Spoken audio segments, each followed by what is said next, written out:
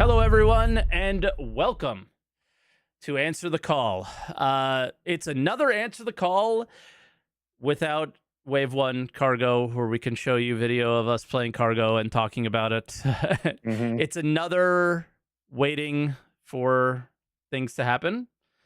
But I think there's still some conversations to have. If this is your first Answer the Call, though, this is a podcast where myself and Croncy talk about the ongoings or even sometimes a specific topic in Star Citizen and what's going on with that. But the call part is you guys can call in through Discord and share your thoughts. Croncy and I have spent a lot of years building up our following or our reach, I guess, and you guys can kind of use that to share your opinions. I don't believe that only streamers should have opinions. I think everybody should.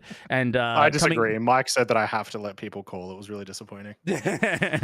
So that's kind of the idea of the show. That's where it's always came out from. So Discord's open. We have an Answer the Call Discord, ! Podcast, and Twitch. If you're watching on YouTube, it will be linked down below. And we do this at 10 a.m. Eastern time. I don't know what that is UTC. I'm assuming that's 1500 UTC or 1400 UTC. I think it's 1500. I don't know. Yeah, it always messes me around every time we have to swap for daylight savings and stuff. Yeah, same. So it's in that range. If you guys ever want to pop by on a Sunday morning. So to get into the topics today, lots of MMO talk on SCL, lots of grind talk and things like that. Then we saw there's a new dynamic event coming. That's obviously not so dynamic, but a new event coming. Let's just call it an event. Some interesting dev posts on Spectrum, a roadmap roundup that was no rounding up of anything, and I don't know what else have I missed. So those are kind of some of the things that we'll chat about today. Yeah, that's the big stuff. Obviously, we alluded a little bit to Evo Cargo, and we'll probably get to that last. Just having like more patches and working a little bit more consistently, but it's in a state, and it's not a good one. I think people are tired of hearing about it too. I think this is your first Evo, but something that also happens with Evo is their Evos get burned out as well when things aren't being refreshed and just like anybody else would. And it's when long Evo cycles happen, the community does tend to get tired about hearing it, I think, as well. So I think it's probably best to keep it towards the end. What do you want to start with, though? It's kind of weird though, because like every conversation is about what's in Evo. So everything's cargo. Everything is like pretty much related to cargo. Maybe we'll start with the dev post because there was the interesting one about the like salvage and being able to blow up ships and stuff. So all right, it might be a good one. It just affects people a bit more, absolutely, than I think us talking about Evo with no visuals over and over again. Yes, which is interesting stuff there, but we'll get to it later. All right, so I got that up. So Luke Presley, this is actually something that is related to last week a little bit, but am I ready for us for this? Actually, I might not be entirely. Boop, boop, boop. Almost. Press that button and then I'm ready for us. Beautiful. Okay. Yep. So Luke Presley posted I think people were a little confused. We were as well. That last week there was a patch in Evo saying something along the lines of you're going to be able to move salvage ships in green zones or tractor beam them or whatever.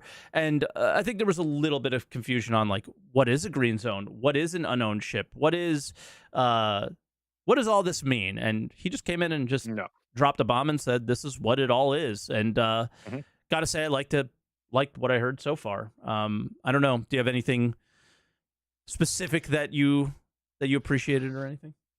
I mean, it's the whole of this is obviously just a fantastic change in maybe not the design philosophy, but like I'm glad that this exists. It has been a pain going to DCs and going to bunkers and really wherever else and just seeing 30 different ships in the location that haven't been dealt with and the server hasn't cleaned up or anything like that. And now that we can sort of clean it up ourselves, I'm hoping that sort of issue is going to be lessened.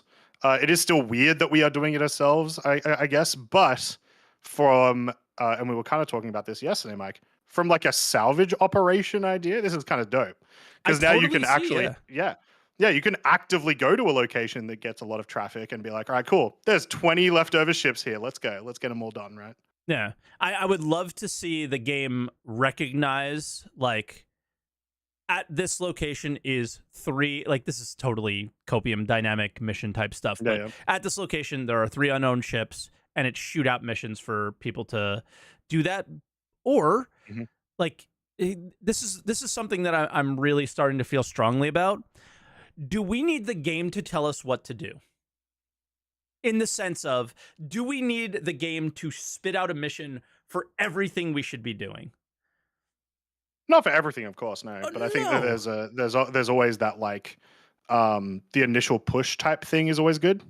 Yeah, I agree.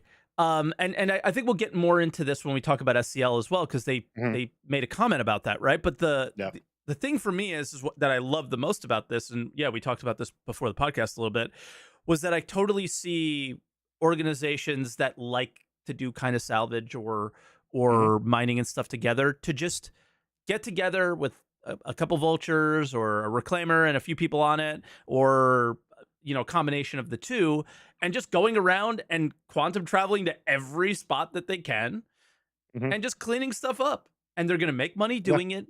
They're going to be there's a purpose to it. You're helping the game. You're helping other people around you.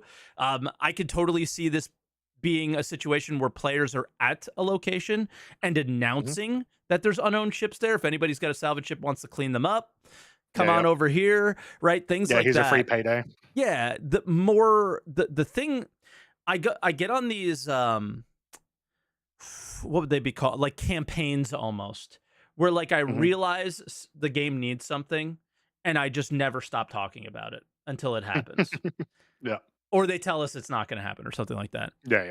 The game needs to give players tools to solve the problems of the game more. Just themselves, right? Instead of monetizing it or whatever through spaceships, they just need to give us tools to just solve some of the problems ourselves. And this is one of them, right? Just there's a bunch of shit lying around. It is causing performance issues for people and the server. Go and clean them up. And I think people are going to be happy to do that. The amount of excitement around the one line in the patch notes post and then this is not surprising to me, and it's quite refreshing though, and nice to see that people are hyped about this. They're going to go in there and do it, and I just think it's cool. Real quick though, the clarification side of things. If you aren't reading the screen, maybe you're watching this on audio only. Unknown vehicles are, because this is what people were confused with, what is an unknown vehicle? If you claim a ship, it becomes unowned, or an AI ship is that no longer has a pilot in it is unowned. So killing a pilot in some AI ships is going to be difficult. So you got a hard death a lot of ships. Soft deathing them might not be an option for those. So it's no longer illegal to damage, tow, destroy, scrape, or structurally salvage them anywhere, including Armistice zones. Now, that's a weird one because a lot of the things you would do to do those actions are not allowed to happen at Armistice zones. I don't know if you could turn on salvage beams there. I'm not 100% sure on that. You certainly can't shoot weapons at an Armistice zone, right?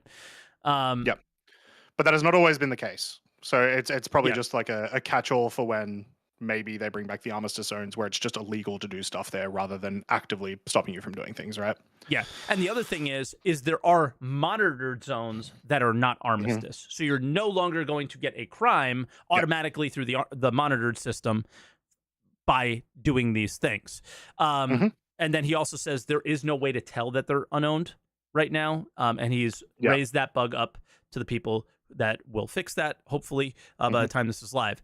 The other thing is, they said green zones. Are green zones Armistice zones? Yes, green zones are Armistice zones. They use those words interchangeably. And it is It is illegal to tow an owned ship in an Armistice zone, though I'm hoping to increase the grace period you are given before a crime stat is awarded so that players can move ships a short distance to remove obstructions. I don't think that's necessarily a good idea because... It feels like it's probably going to be what if really I'm only abusable. obstructing for 10 seconds and somebody wants to troll? You know what I mean? Yeah, so yeah, there's yeah. that. No, you get a line of people with tractor beams. Each one pulls it for 10 seconds. yeah. Like, we will find a way. But obviously you need your shields off or power off for that to happen anyway. So yeah. But in general, love this idea. Super awesome. Really love this idea, honestly. I think there's going to be a lot of people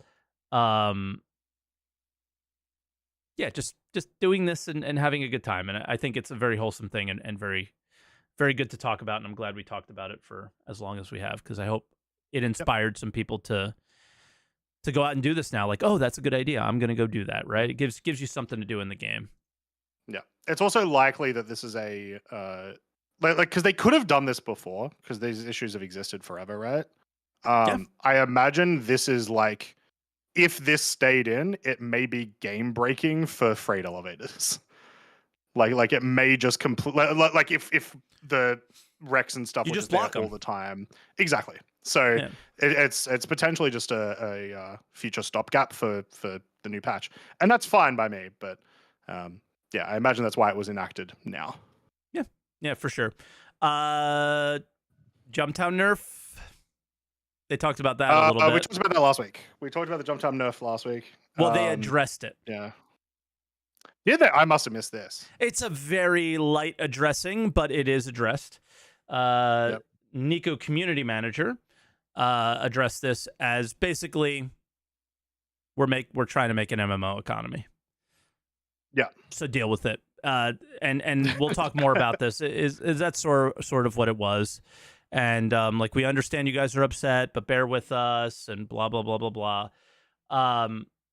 Yeah, it's just expressing that there's going to be growing pains with this economy stuff, and we can't all do it at once, which they also addressed on SCL as well. So I think it might be a decent time to just, you want to jump right into that conversation, since it might make sense at this moment. Jared asked a really good question on SCL and is like, why not wait to do all this and just have it done? And they kind of expressed that it would just add, like, okay, well, if that's the case, then we would be adding more content to the game with the old system, which means we would have to do more work to fix it. It seems like it would be more of a pain, essentially, to do it that way. Yep. So it was just rip the Band-Aid off, and it's going to suck. And this is the suck. Like, 10K per box that's not bad. That's decent money. 1/8 SU box is good money. Yeah. It's just, it's not as good as it was, and it's also not as good per hour, per the risk or whatever, in comparison to the other things that they never got to. Yeah. Some things that we've talked about lots, though, is like things that they've already said they got to, like RMC and stuff like that, is still just overwhelmingly better than any of the content in the game currently. So it's like, well, you already got to that, and this is, so it's, those are the ones that are a little bit weird and questionable still. But outside that, yeah, they addressed it, figured I'd bring it up. And then a very minor one, if we want to talk about this now, is the combat visors. Somebody was like, yo, combat visors, like, I feel like if I don't have one, I'm missing out. And Zach is there's basically no reason not to wear one, right, at the moment, essentially. Yeah, exactly. And Zach's like, you're right. But the reason being is because you don't have other stuff. So the idea of not having a combat visor because you have a X thing, which they're not saying anything about what they're doing, which definitely means CitizenCon already, I think. 100%. Is just telling that story, sadly. But the idea here is that you will eventually trade your combat visor for something else if you're interested in certain types of content, I think. Yeah, which is fair. Like, it's kind of like saying, it's like, oh, I feel like I'm missing out if I'm not doing mining. It's like, it's because you don't have refining. Like, it's just the feature that replaces it just isn't out yet. Yeah. There were a couple of mentions in SCL about things that I imagine they're keeping to their chest because of CitizenCon. One of the other like small ones that I want to talk about, because obviously we'll talk about like the greater cargo stuff in a sec, was the mention of like they mentioned a couple of times. What is it? Space Sim, Star Sim. Yeah. And once again, lots of like really close to the chest. There was even one specific sentence from I believe his name is Nick, that guy. Yeah. Who said, "When we want to tell you, we will tell you." So I'm almost certain they're going to be reviving Tony Z out of his ice chamber for CitizenCon. New bet. assuming he's there. But I imagine that stuff's coming. Yeah. New bet. Are we gonna make a new bet? Tony Z at SitCon or no? Maybe once we're closer to SitCon. I don't want to be stressing for 3 months waiting for the answer. every update is Tony Z there. Yeah, there's a 0% chance Tony Z shows up there. That's my feeling. So, sure. but regardless, Star they literally said Tony on Star Citizen Live. Yeah. So yeah, I think that might change some of the doubters' minds. But I don't know. I think what else from this that sticks out to you personally? Because I mean, this was the highlight of the week. Probably was this SEO. Yeah, tons of conversation. Like it was obviously following the ISC as well, so lots of sort of carry on conversation about just cargo missions in general. A lot of the answers, like a lot of the questions, were just stuff that like if you haven't been following the development of missions, you just won't know about, and that's fine, right? Yep. People need to find that out somehow. Some of the stuff I am glad that is on their radar, but I am not surprised because it's Elliot, and anytime I hear from Elliot, he seems to know what he wants at the very least. Yeah. I'm glad to hear. So like, yeah, are very different things than what we want. He's very exactly. much a Star Citizen developer, if you would. Oh, here's something from Twitch chat that was a really healthy thing. This is from Mulman in Twitch chat. Hybrid economy confirmed was really good to hear. And he didn't just say hybrid economy. He said like player focused hybrid economy. So all the people that were thinking it was like 9 NPCs and me, it doesn't feel like that's their intentions. Again, what they say versus what they can execute are always going to be different, or always going to, things are going to change between what they say and when they actually execute it. So, feel however you want. I know how I feel, and that is I'll wait till I see it. But always hearing it and knowing that they hear you or that your concerns are their concerns is a comforting thing. Though, yes. So them wanting it to be a player-focused hybrid economy where there's you can't break it because we have Star Sim, or you can't we won't let a system just die because it's boring. That system doesn't have anything fun in it. Is healthy. That's what it sounds like based on this SEL that they want to do. But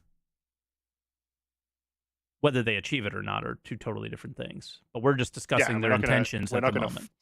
We're not going to find that out for a while as well. Exactly. It's another thing that's going to take a very long time for us to get to see. We can only discuss their discussion, and that's what we're doing. So don't get mad. But yeah, I was glad to hear them. I was glad to hear that things like, the hazardous cargo is a thing that they want to bring in as a thing that we haven't seen in Evo Cargo yet. But we obviously saw with like the delivery missions after the initial like Xenothreat came out. Awesome, cool, sweet. I'm very excited for that because I think that's a good layer of depth for that sort of stuff. Them continuing to talk about, special types of cargo that may require refrigeration, or, I mean, they went really pie in the sky when they started talking about livestock, which I don't think is remotely close within years, but it's in their minds as a concept, right? I think think it's coming really soon because Elliot did this thing where it was like, I can't say. Like he started saying I can't say and then stopped himself. Sure. So maybe coming in the game is different. I think they'll Sure, probably they might show something stupid at SitCon, something like that. But yeah, Maybe. he was kind of like I can't and then yeah, it was like I'm not going to leak this sort of thing was the vibe that I got from that. So I think it's something that they intend to do, but I think it's more of there is livestock in this box and maybe that box makes a sound. Well, that's exactly what he said. He was like, Yeah. I wish I could just make a box that was a cow making a sound, and that was it. So I imagine that if we do get it, it'll be a little bit more complex than that. But I also don't. I still don't think it'll be anytime soon. But maybe stuff like refrigeration, because a lot of when they first showed engineering, like the capabilities of engineering and what it can do to rooms, there was like temperature control, I believe. Yeah. And so Yeah. that functionality is at least concepted and at least was in a working concept of some kind at some point. Mhm. I feel like there's no reason that it can't be possible for them to link them the way that CRG do their dev, right? So that sort of stuff may come sooner rather than later. And that'd be awesome. That'd be cool. The one thing as well that they mentioned that I found really funny. So the last couple of weeks, everyone's been really mad about the payouts of the cargo missions, and we talked about it last week. And it's basically a nothing burger, but they mentioned it again today. The payouts are fine, and I still do not understand why people are getting mad at them. And Nick is part of the economy team, right? So he's part of the guys that are actively balancing all of these, and sort of talking about the numbers not being final, blah blah blah blah. It just really made me sort of realize that people do not understand, I think, what this role, what this career is supposed to be in the game. What do you think it is? Because I don't necessarily think the payouts are fine from what I've seen so far. But what I'm curious where you're coming from that. I don't think there's a point in making an argument against you, but but yeah, so like we're not going to argue about this, but I'm just curious where your head's at. Well, so yeah, cargo hauling, at least in like any game that's had that available, which to be fair, my only real experience with it has been Eve. Okay. It's the slightly more chill like experience that you can have. Obviously in Eve you can go like really crazy routes, super risky, right? Yeah. And I cargo do haulers don't want make that to still shit exist in the Eve. game. Exactly. If you are doing the safe route cargo hauling, you don't make much because realistically the risk isn't particularly high. And that's fine and that's cool, and I like those being in the game. And so when people are like, "Oh, well, I could just make more money bounty hunting." Yeah, you could. Yep. Like, end of discussion, right? Like, I don't know. It's just I find it a bit strange. But even with that in mind, the numbers are subject to change. They changed essentially this week, so we don't know where this is going to end up before we get into our first live patch. Yeah. So I don't think that they're fine because they're not fine in relation to other things. But that's the same argument that everybody else is having, right? Is that like they're not fine because they don't currently make sense to me. My brain is struggling to wrap my head around the idea of how you would have a vulture making 500k an hour and C2 mission, like a full C2 making 20k or something like that, right? Like, and that's an example. I don't think. I mean, I think it's around there, to be honest. But the idea is a bit weird and it's just not making sense. But then they also expressed that Star Citizen is trying to be an MMO, which is today's discussion, right? And it was really around this specific conversation that they had, is that you are going to grind. I hate the word grind because the word grind means not fun to a lot of people. Yeah. Playing the game should be fun. It's not necessarily the mission designer to make the game fun. It's not necessarily the economy guy's job to make the game fun. It's the gameplay designers' jobs to make the game fun. The people who design the ships, the people who design the way you interact with cargo and all that stuff. That should be the fun. Yeah. So on and so forth, right? Whoever makes the tools so we interact with each other. Why a cargo haul is the fun. And I look at them, and I think Elliot said it perfectly. Missions in MMOs tell the story of the world that you're in. They're not typically the most profitable thing. Mm-hmm. Sometimes they don't give you any money. They give you an item that you need to keep going or whatever, right? And that's exactly what these missions are doing. They're saying, hey, Everus Harbor is a hub for a lot of cargo missions. You're going to be gathering and you're going to be bringing to and taking from this place a lot of different things. But this location over here only deals in this stuff. And these missions are what tells you and teaches you that stuff.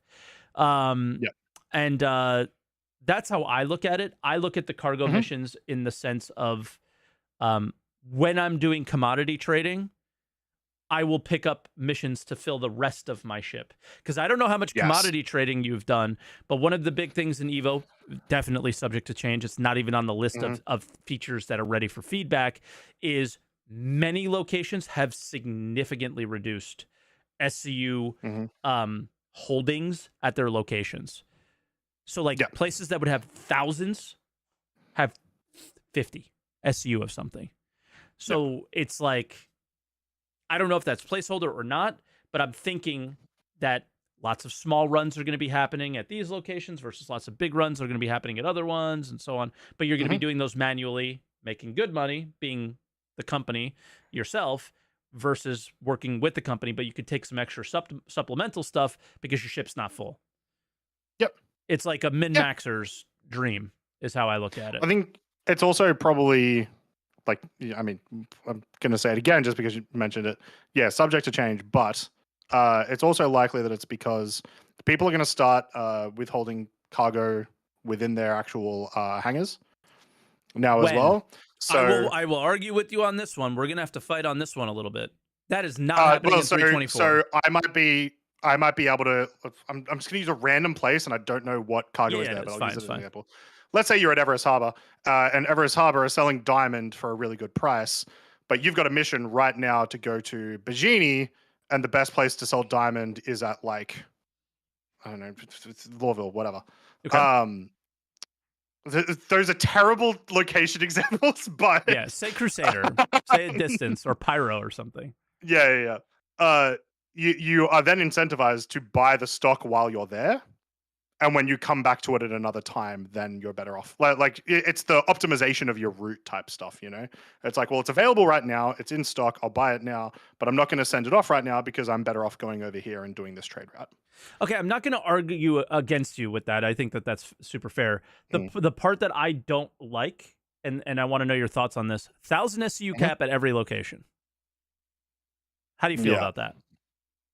It's small. Yeah. So it works against that idea. I saw so many comments of people being like, I can get, and to be clear, that number is current in 324 Evo Cargo. Yeah. Again, subject to change. The current, that is where they put it.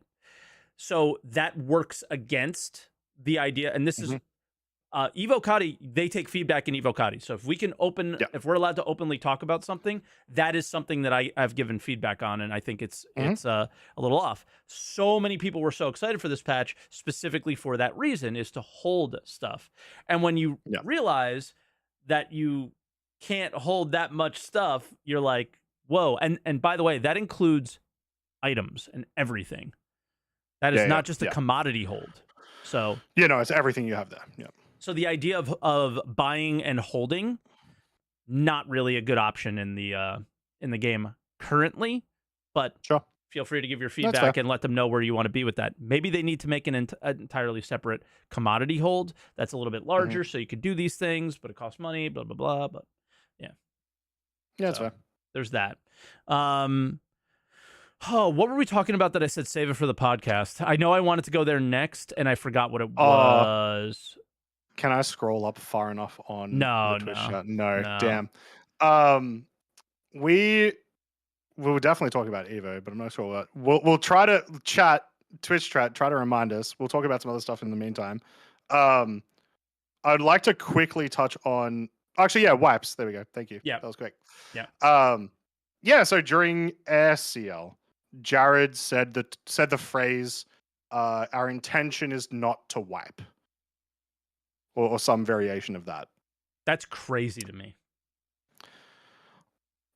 I don't think it is, as long as you like. It's not a great phrase. Straight like it should be phrased better. But the way that I take it is like they're not trying to make a game that has wipes. They're not trying to make Tarkov, where wipes are going to happen, right? Yes. So the gameplay implications are supposed to be at some point we won't have wipes. We're going to have a lot more wipes. They're coming. They're coming soon. I see. Okay. Because how I took it was, from this point forward, we do not want to wipe your progress. And the reason I feel that way is you kind of have to do that if you're going to raise the ship prices the way they did. Yes. So 100%. like, we're not going to get a wipe in 4.0 is basically what I'm hearing.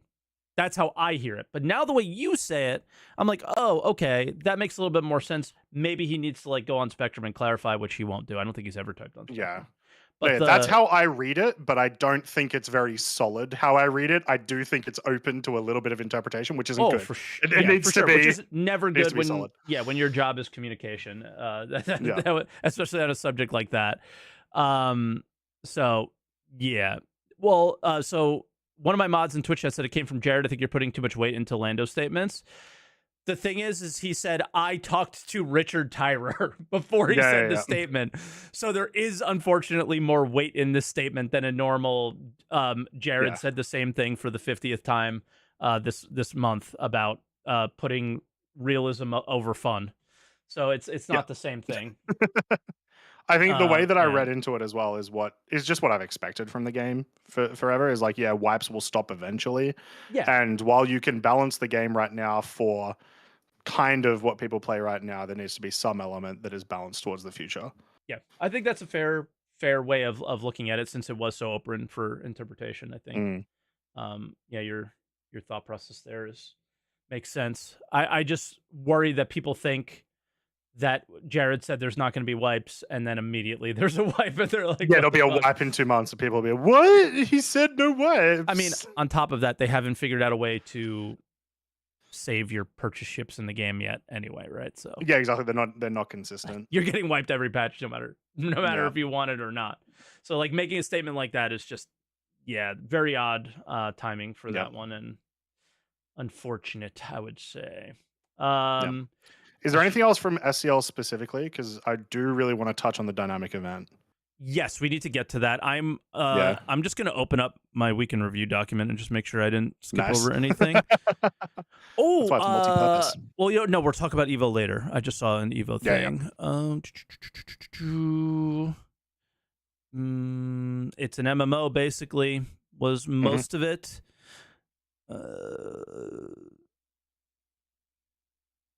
I feel like people use grind just as a dirty word. Yeah, it's really, it is a proof, like, whether I was talking about this on stream before. From a player's perspective, you may not want grind, but it has successfully worked in like every MMO ever to keep people engaged in the game. Yeah, not just like there is bad grind where you're just like, this sucks, I want to uninstall right now, and you try to avoid that, obviously.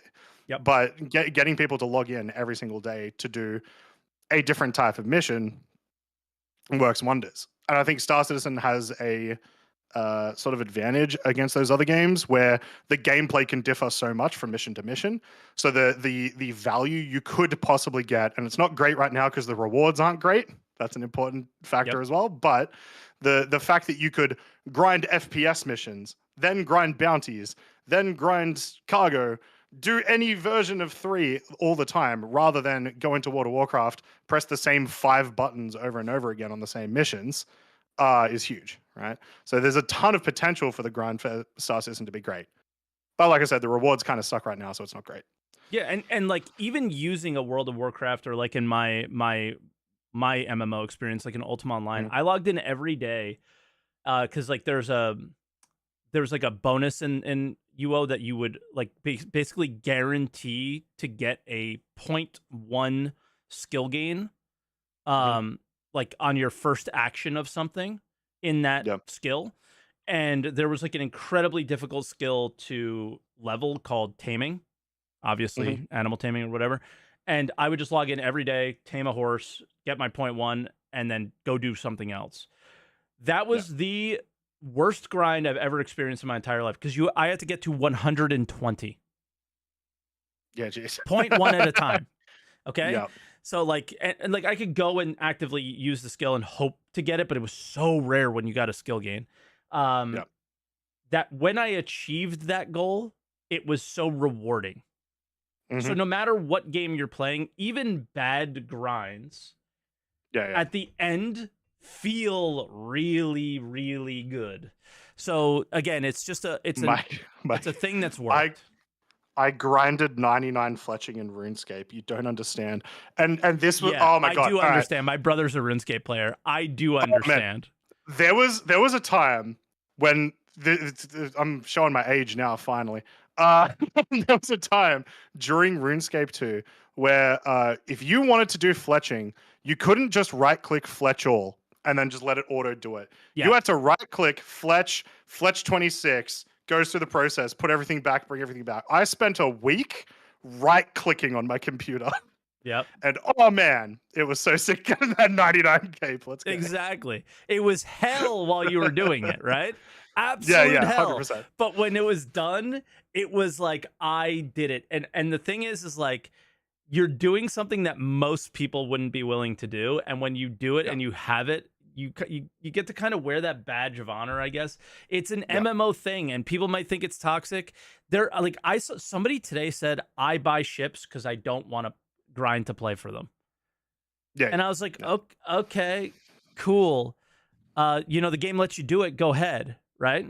If the game lets you do it, do it. I'm not going to judge you for doing it if a game lets you do it. Yeah. But what? It's an MMO. I feel like it's like I am okay with that person having their fun that way.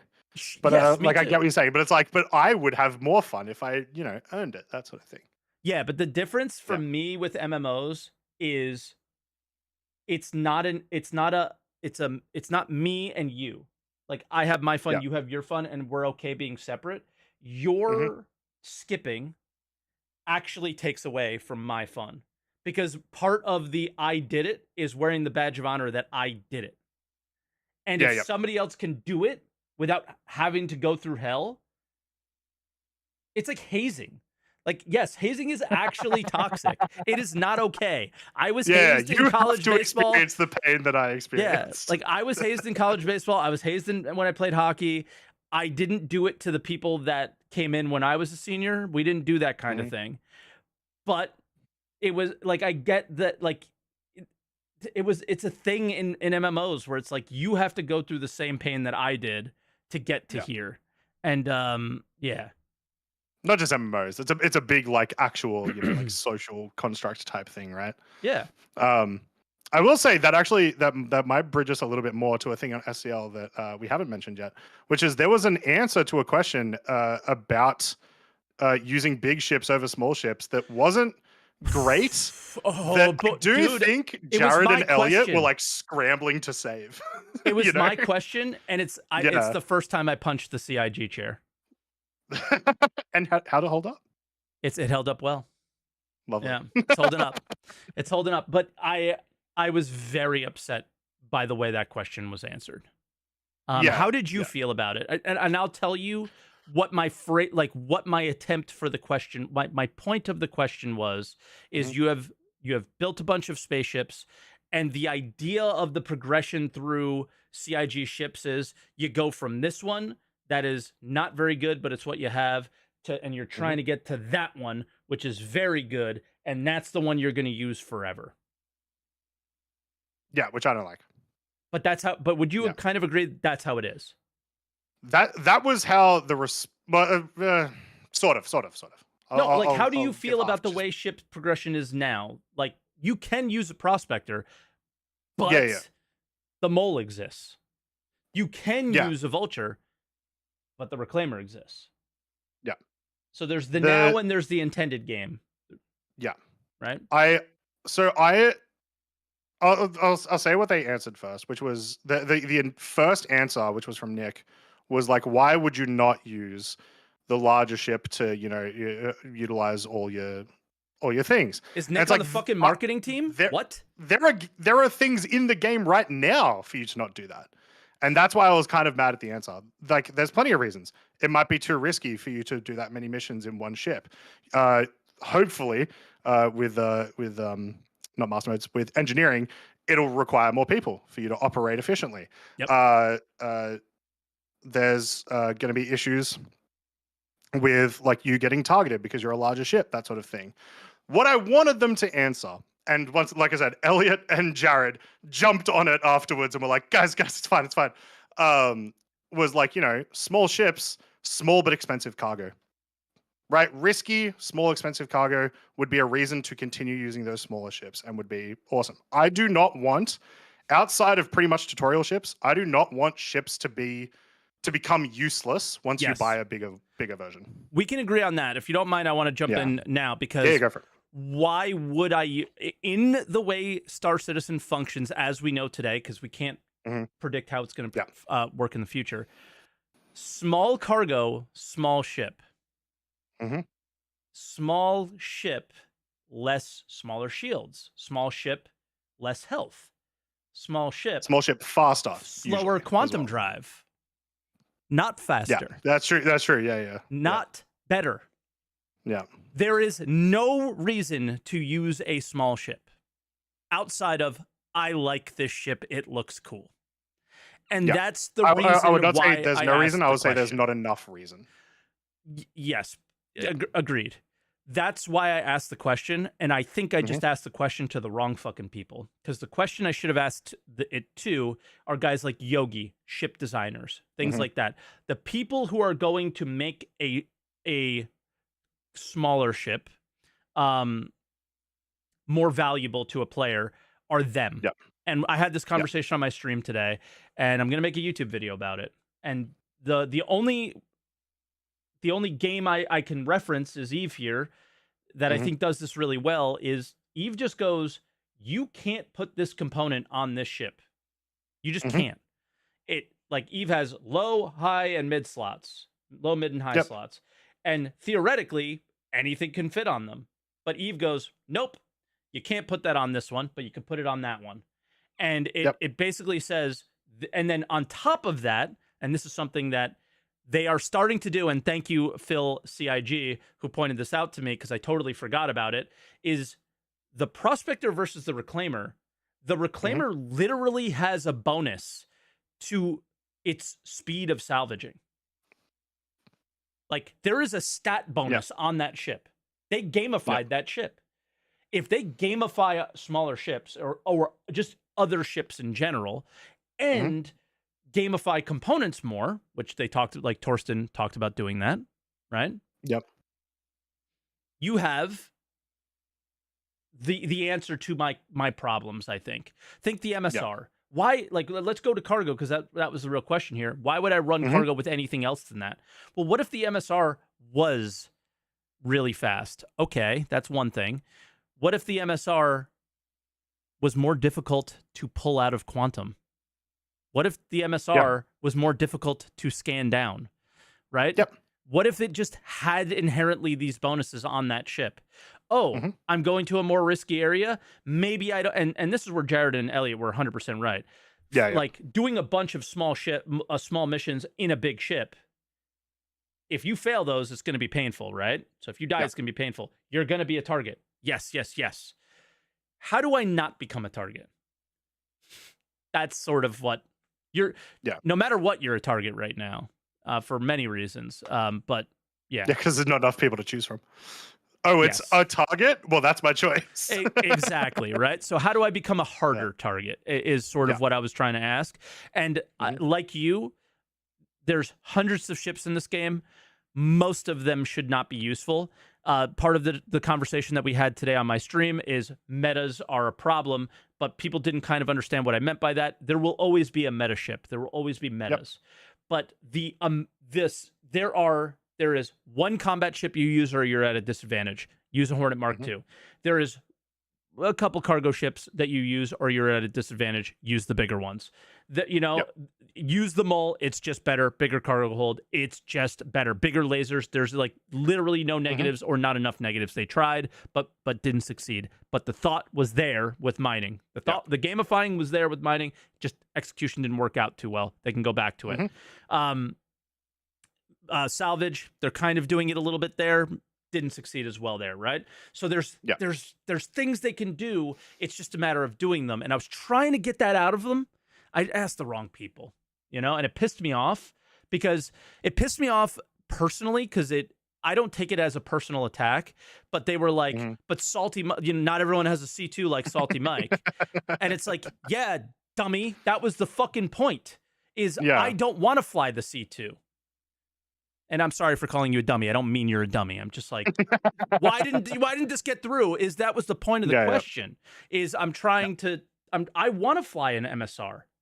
I want to use a freelancer. How many people like think about the long-term backers? And I'm so sorry for this rant, everybody. We'll get to callers and everything. How many people backed early in this game and fell in love with the freelancer? Less people than backed in the last 2 years. Unfortunately, yeah. that has nothing to do with your point. I just yeah, but it's just like, how do you make that? How do you make me find a reason to use it? It doesn't have to be the meta ship, but give me a scenario where it makes sense. Yep, that's what I'm trying. Like that's what I was trying to ask. Yeah, and I own a C2. I don't want to always be in a situation where I just have the best cargo ship because I don't have anywhere to go from there. I want to be able to have other things to strive for, like completing certain missions in smaller ships that are required for whatever, right? Like, you're going to run out of sort of forward momentum if it's like, hey, here's your ship, you're done. We may get an answer on ISC this week. Jump point sizes. The reason I fell in love with the freelancer, it was supposed to be the largest ship that can fit through the smallest jump point. And when this game grows, jump points are going to come into play, and smaller jump points were kind of said to have the quicker routes to get to some places. You might have to go boom, boom, boom, boom, boom, boom, boom with your hull C, but you can go direct shot with your freelancer.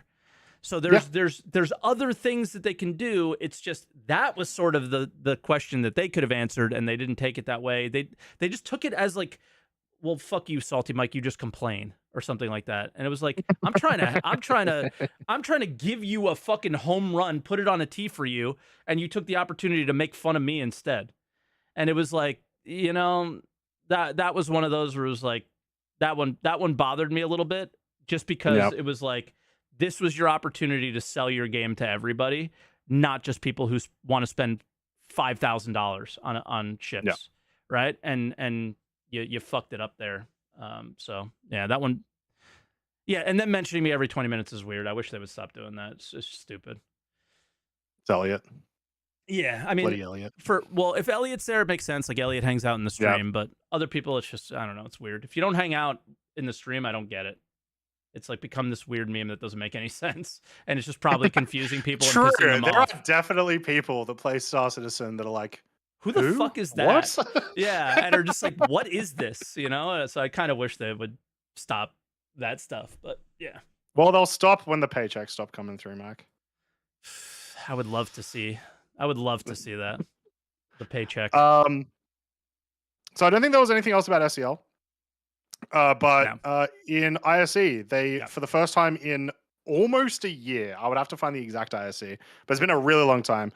They talked about Blockade Runner again. Yeah. And it has, as far as I can tell, completely changed from what it was going to be last year. In a good way. I do think the changes are good. Okay. So when they discussed it last year, they didn't have any like in-game footage for Blockade Runner. They for anyone who's aware, they not aware, they essentially have scrapped Ninetales Lockdown, which was a fine dynamic event in my opinion. It wasn't amazing. It definitely wasn't as it was grabbing as Xenotradal Siege. Yeah, it was the worst of the four. Yeah, for sure. And so they were like, well, let's, spice it up. The way they were talking about it last year is that it was like, all right, here's a place that gets locked down and you're going to, I think they specifically said Quantanium fuel and hydrogen fuel would need to be moved from one location to another through the Yep. blockade. Now it's, in my opinion, way cooler. So they lock the station down. Smarter. Definitely. There's a bunch of like warpable or jumpable points around the planetary system. So if they're doing Seraphim around Crusader, where you can go engage in pirates, fight them, and steal the cargo and return it. These are the Sick. pirates. Yeah. They're well, presumably. Yeah, they're implying it in the video that they're actually they're. I mean, and we'll see that there's like a red marker on one of them. Like he's flying. Yes, right, yeah. He's flying it. He stole this whole sea, and is flying it around, or in this case, an MSR or whatever. But the C2. Yeah, C2. But yeah, so I like that they're taking what was, in my opinion, one of the best parts of Xeno and making like an entire mission of it, which is cool. I think it's a good idea. How do we think PvPers are going to feel about this? I don't think that they were not very hype, I would say, because the Ninetales was basically supposed to be theirs. That was supposed to be like, that's my PvP dynamic event. They even got paid like per kill during Ninetales lockdown, per player kill. So assuming that still exists, because they didn't really touch on much other than just like, this is what the event is just there's stuff around. I'm curious to see how it is going to be for pirates. I will say, at least in terms of location, as long as pirates can also warp to all of the different spots where the cargo is, then I feel like there will be pretty much no issue. It'll still be that PvP event. Interesting that you think that. I was thinking the opposite kind of. I was like, as long as they're not able to warp there, people do the cargo side of things, and it's the PvP is happening at the actual station. And blockade, just to be they're part of the blockade. So there was no mention in this ISC about a criminal side of this mission. Elliot did end up going on Spectrum and just said, yes, there's a criminal mission associated with this. So I imagine it'll be similar to Ninetales, per kill, blah, blah, blah, blah. Maybe it's get the stuff back for us and drop it off, something like that. I do hope that it is not just a kill fest, that there is, in order to complete the mission, there is like, hey, you have to cargo haul as well, pirates. So then it's pirates working with the logistics teams on their side as well. Like they've got to move them out of the blockade to some other location or something. Interesting. Exactly, like bring them to Grimhex, something like that, right? That could be cool. I'd like to see that, because regardless, the PvP, like people who just want to PK are going to PK. It's going to happen. But some people are also going to want to complete the mission as well. So, and if there's a worth it reward for the sides, they never mention rewards on this. There's a money reward there, but they don't mention anything else. Real rewards. Rewards that matter.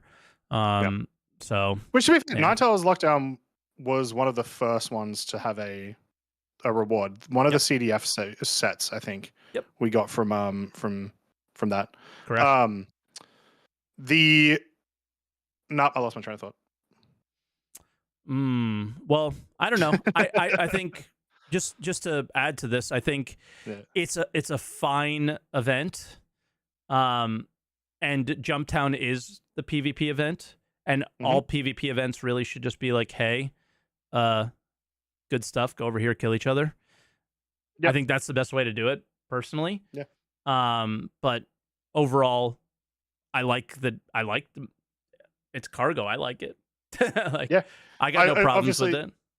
It's pretty dope that it uses the freight elevators, right? We get straight into it with the new mechanic.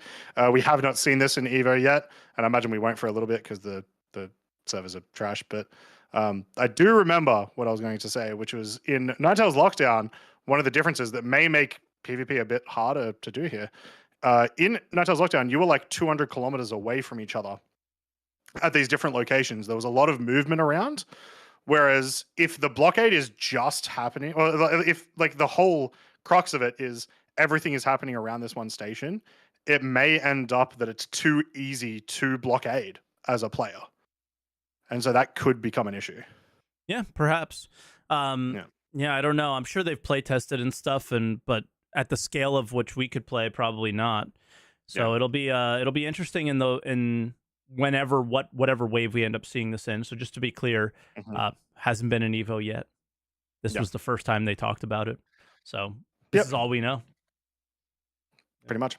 Well, it's the second time they've talked about it, but like I said, completely different to the first time they talked about it. So it's clearly gone under some sort of heavy reconcepting.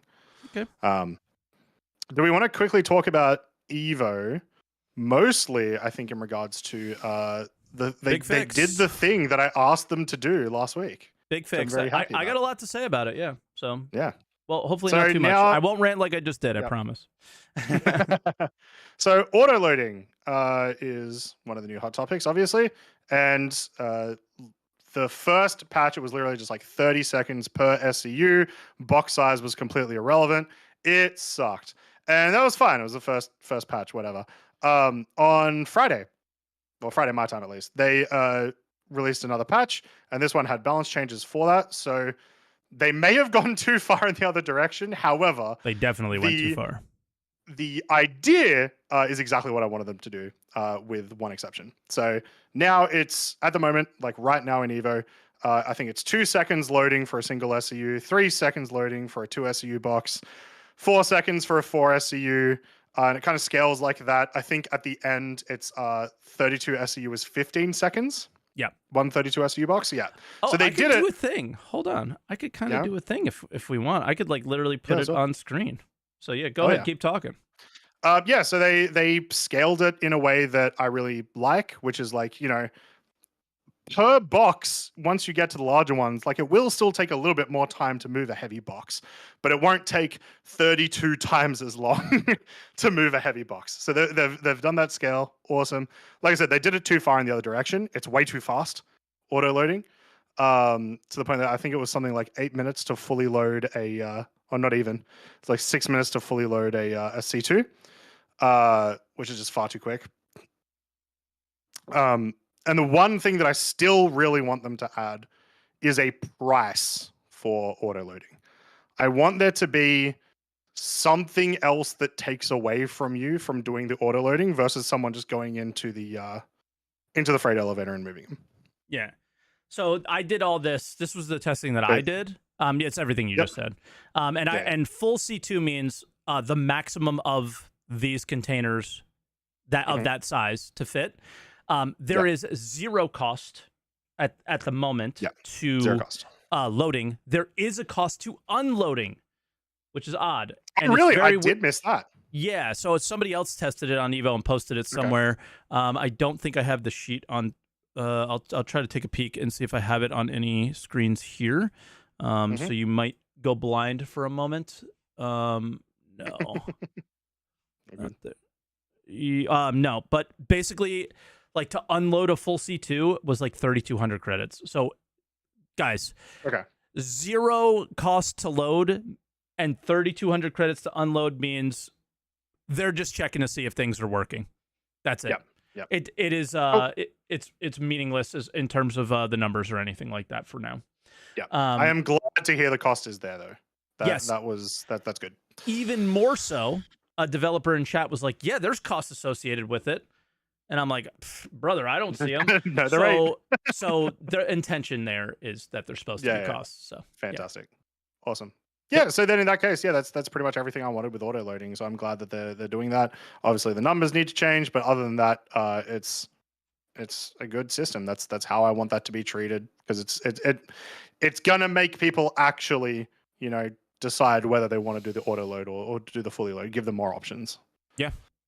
Real quick before we move on to like callers and questions, Foundation Festival started, free fly. Yep. Yesterday, 2 days ago, and there's a referral reward, a Poa Nox, and then there's some like little pistol armor rewards, and then the standard paints that you get if you do certain things and if you're a good guide or whatever. So, in the end, there's a free fly in 323. Does anyone care? Not me. Yeah. We're in a lull at the moment. Outside of Evo Cargo, there's just Star Citizen's just not enjoyable at the moment, in my opinion. But that's crazy coming from you. So it must be fucking horrible. It happens. It happens. No. I need to. You know what I'll do this week? I'm gonna get back into racing. I'm gonna look up some tracks. I'm gonna try to go hard. They killed Gravlev for me, man. So like I can't. Yeah. Yeah. So for me, Gravlev's just in a weird place. So I'm missing racing. I should get into ship racing though, but I just never could get into it. But, Yeah. Fair. Yeah. All right. Let's you want to try to move on to some questions? Yeah, let's go for the the Discord questions first. Let me try to get that functioning, because to get that Mike stuff is on the getting screen, that I had ready, to guys. do some goofy stuff.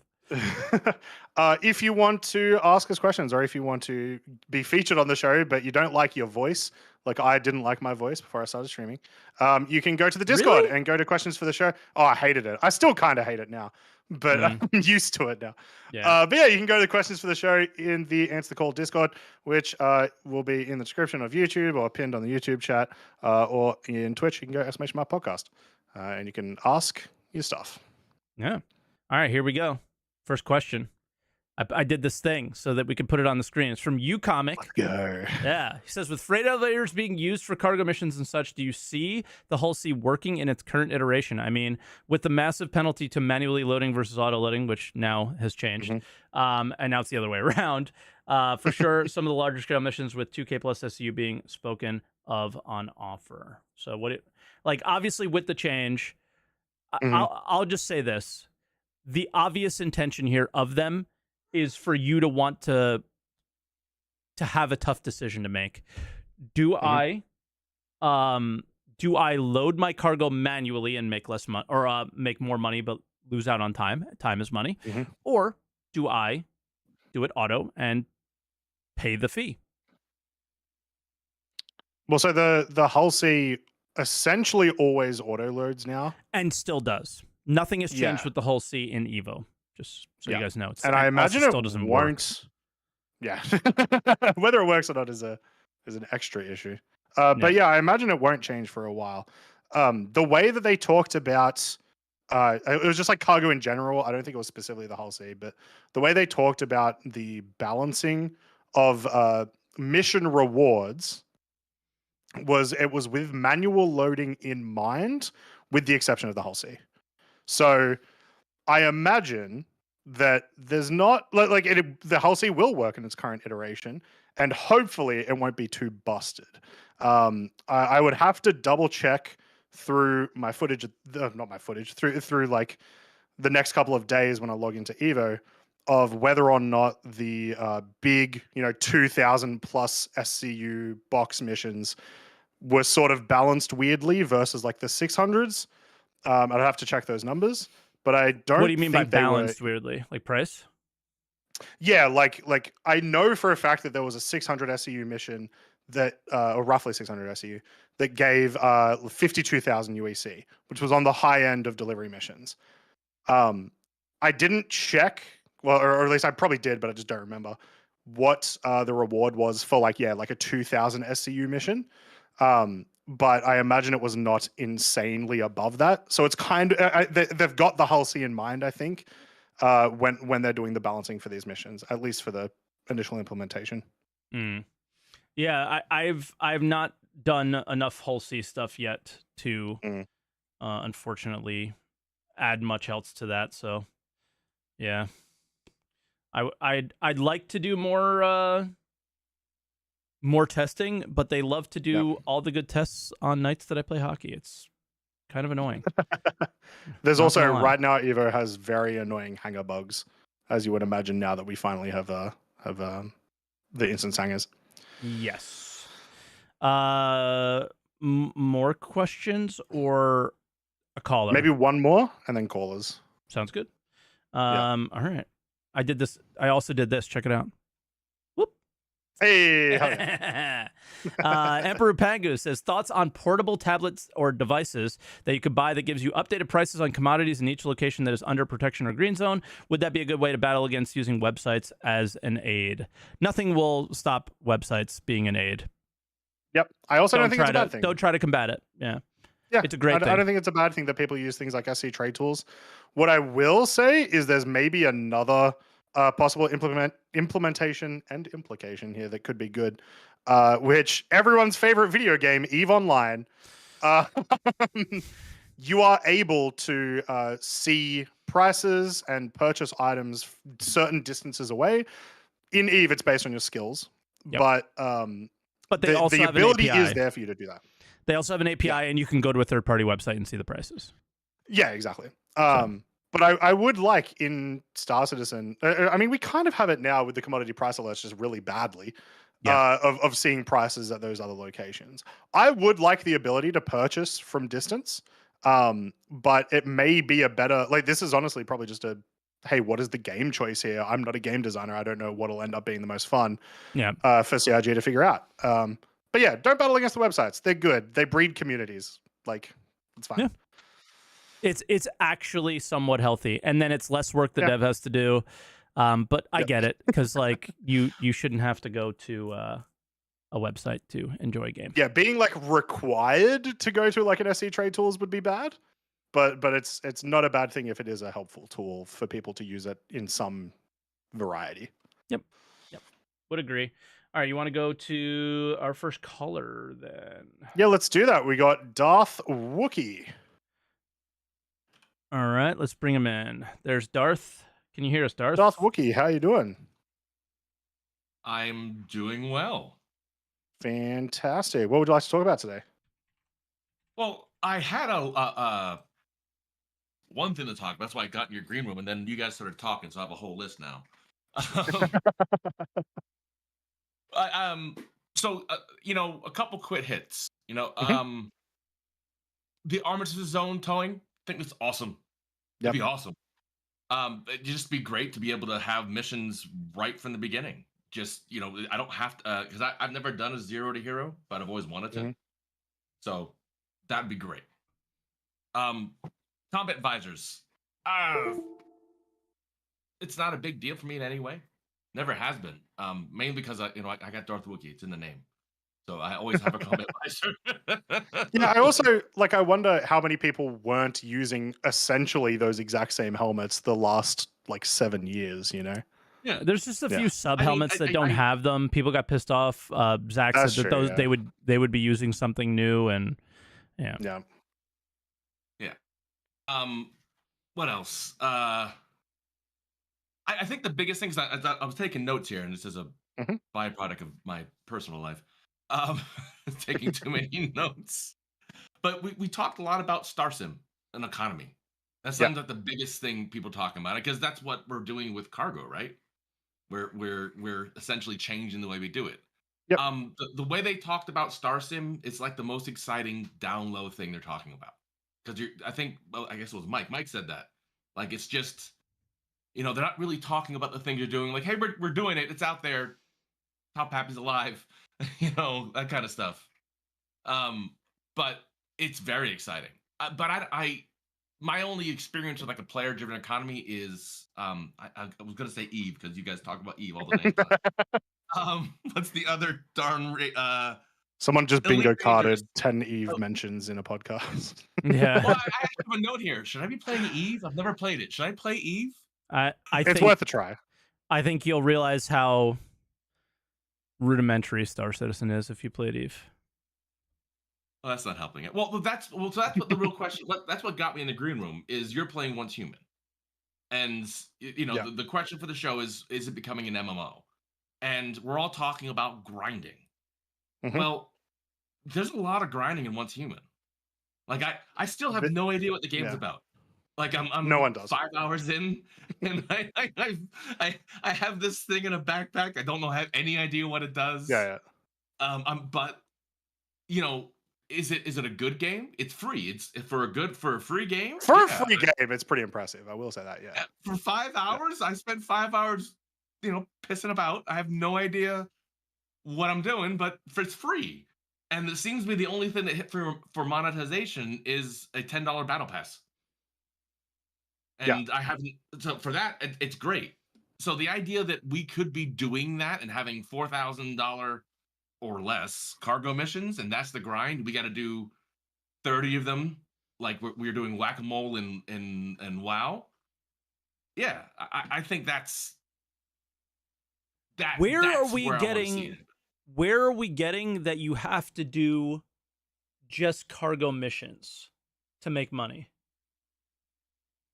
Well, Where I think where it's is just this because it's the mentality topic coming of the from? time, right? Yeah. that's what we got. Well, no, And you I have think lots of things that aren't Yeah. just running cargo missions. So I'm not sure where people are coming from with that. well, I think you're like there's nothing else to do in a landing zone. I mean, I wasn't around. Apparently, there was. You could run around and do like courier missions back in the day. I wasn't on Star Citizen during that, but in when you start in WoW, that's my experience in like old MMOs. Like you are whacking rats for like a day, like a solid day of killing rats, picking up things, carrying them from point A to point B before you get Exactly. anywhere. How is this that? It's one small little aspect of it that's not that. It's Like- not even No, close. Okay, but why are it's you like what I was saying before, grinding right? rats in WoW? It's because they're at your experience level. They're the most efficient way for you to gain experience to get to the next level. Mhm. That's not the case Yeah, in this game. Because there is no level, It and is. you're only doing it to make money. And if it's not the best thing to make money, why the fuck would you do it?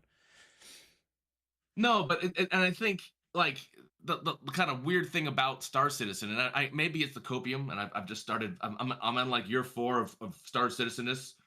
So Don't worry, so am I. It's fine. is that when you start sucking the hopium so much? I don't know. Like the like you know, there's a lot of. I think you, Mike, made a point. You know, why are we complaining about like it is a thing because yeah, it's a $4,000 cargo mission, but I can earn $500,000 an hour doing uh salvage, right? Yes. You're right. Like there's got to be a point when that is not the case. Like salvage is averaged out. And to a point, like maybe there's a point where you log in with your multi-tool and you start doing salvage missions, moving things away in the landing zone to earn money so you can get your fuel for your ship to get off the ground to do the you know the first mission. And that's So, part of the teaching yeah. you everything.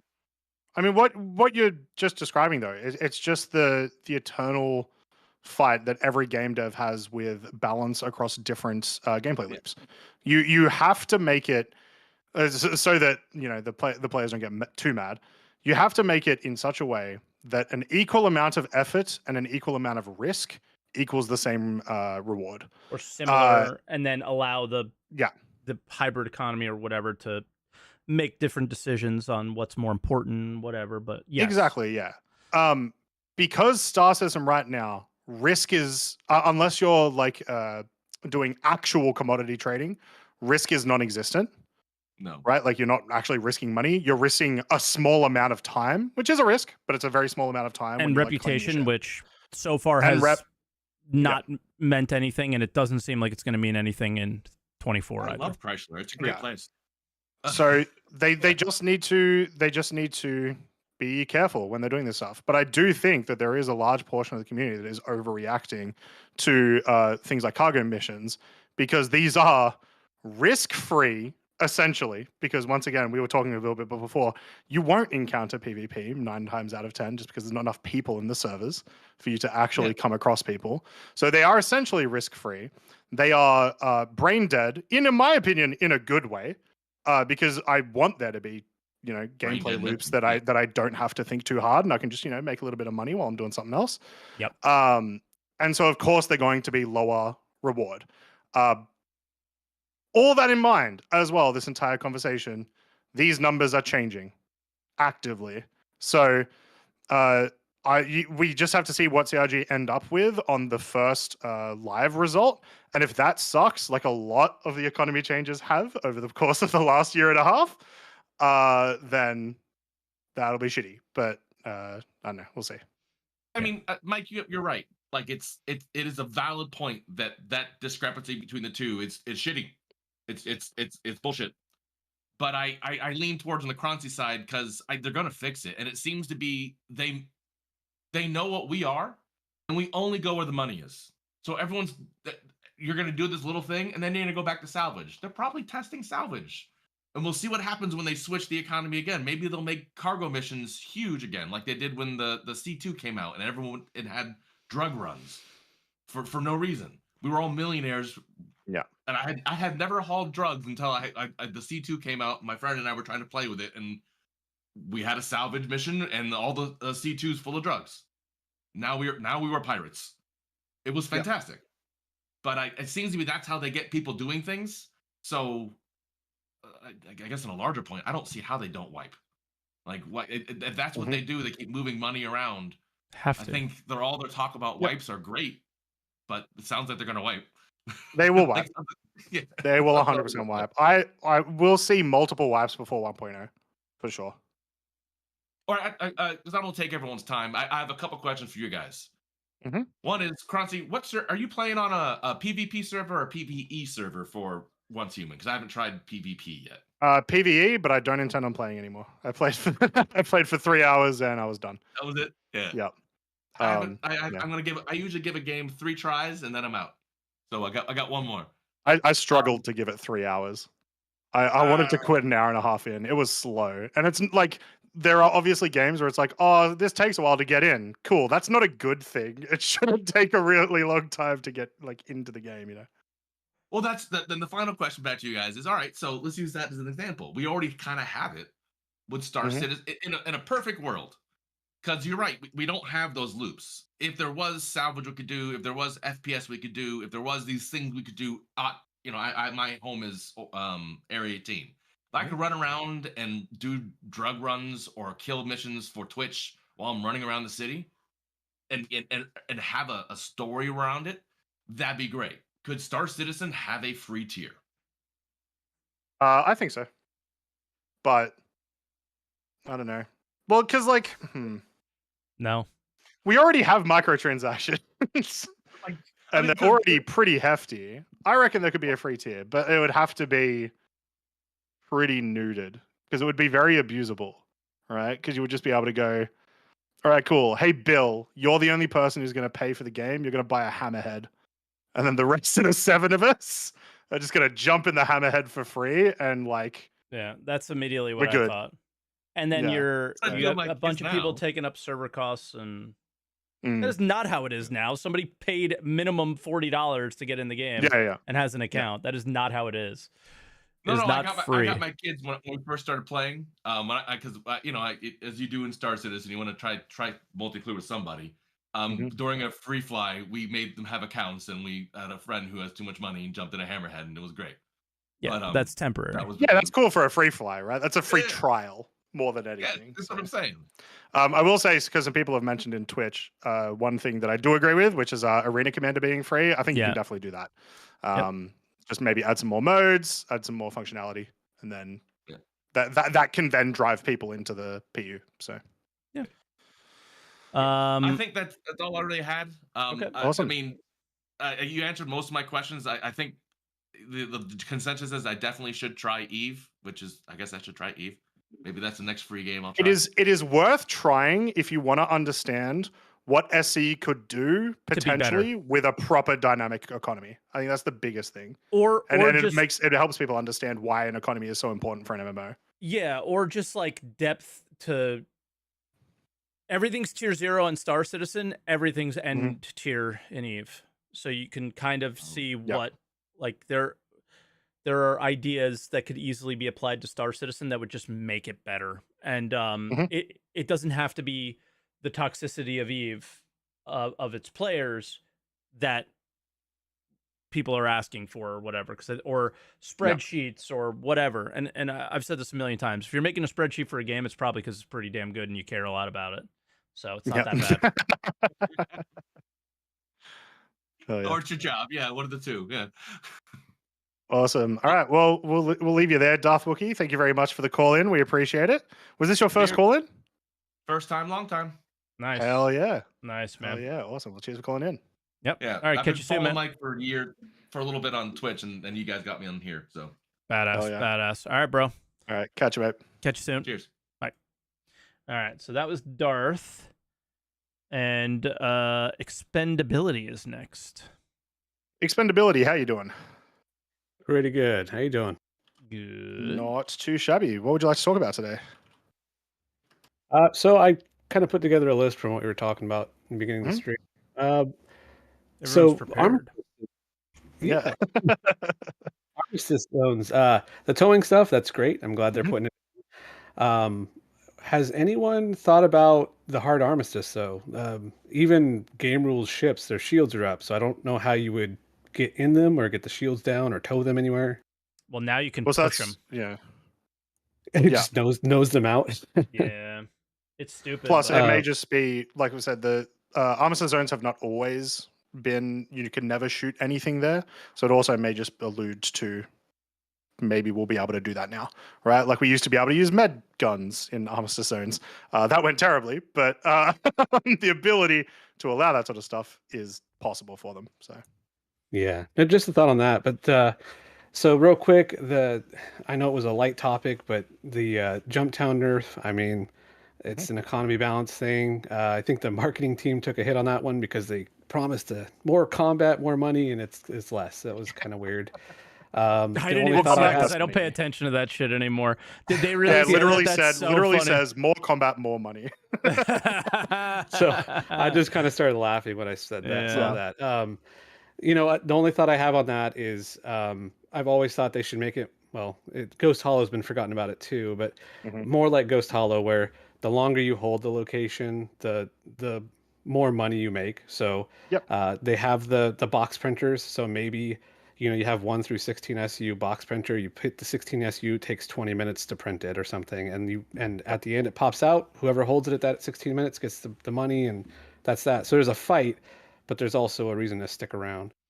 Yeah, I would like an exponentially increasing payout there to incentivize people to try to hold it for longer. I think it'd be cool. And I think that would get rid of the monotony of moving micro SU boxes everywhere. Yes. Yeah, I mean, if there's one bit of feedback that I never want to see a 1/8 SCU box again.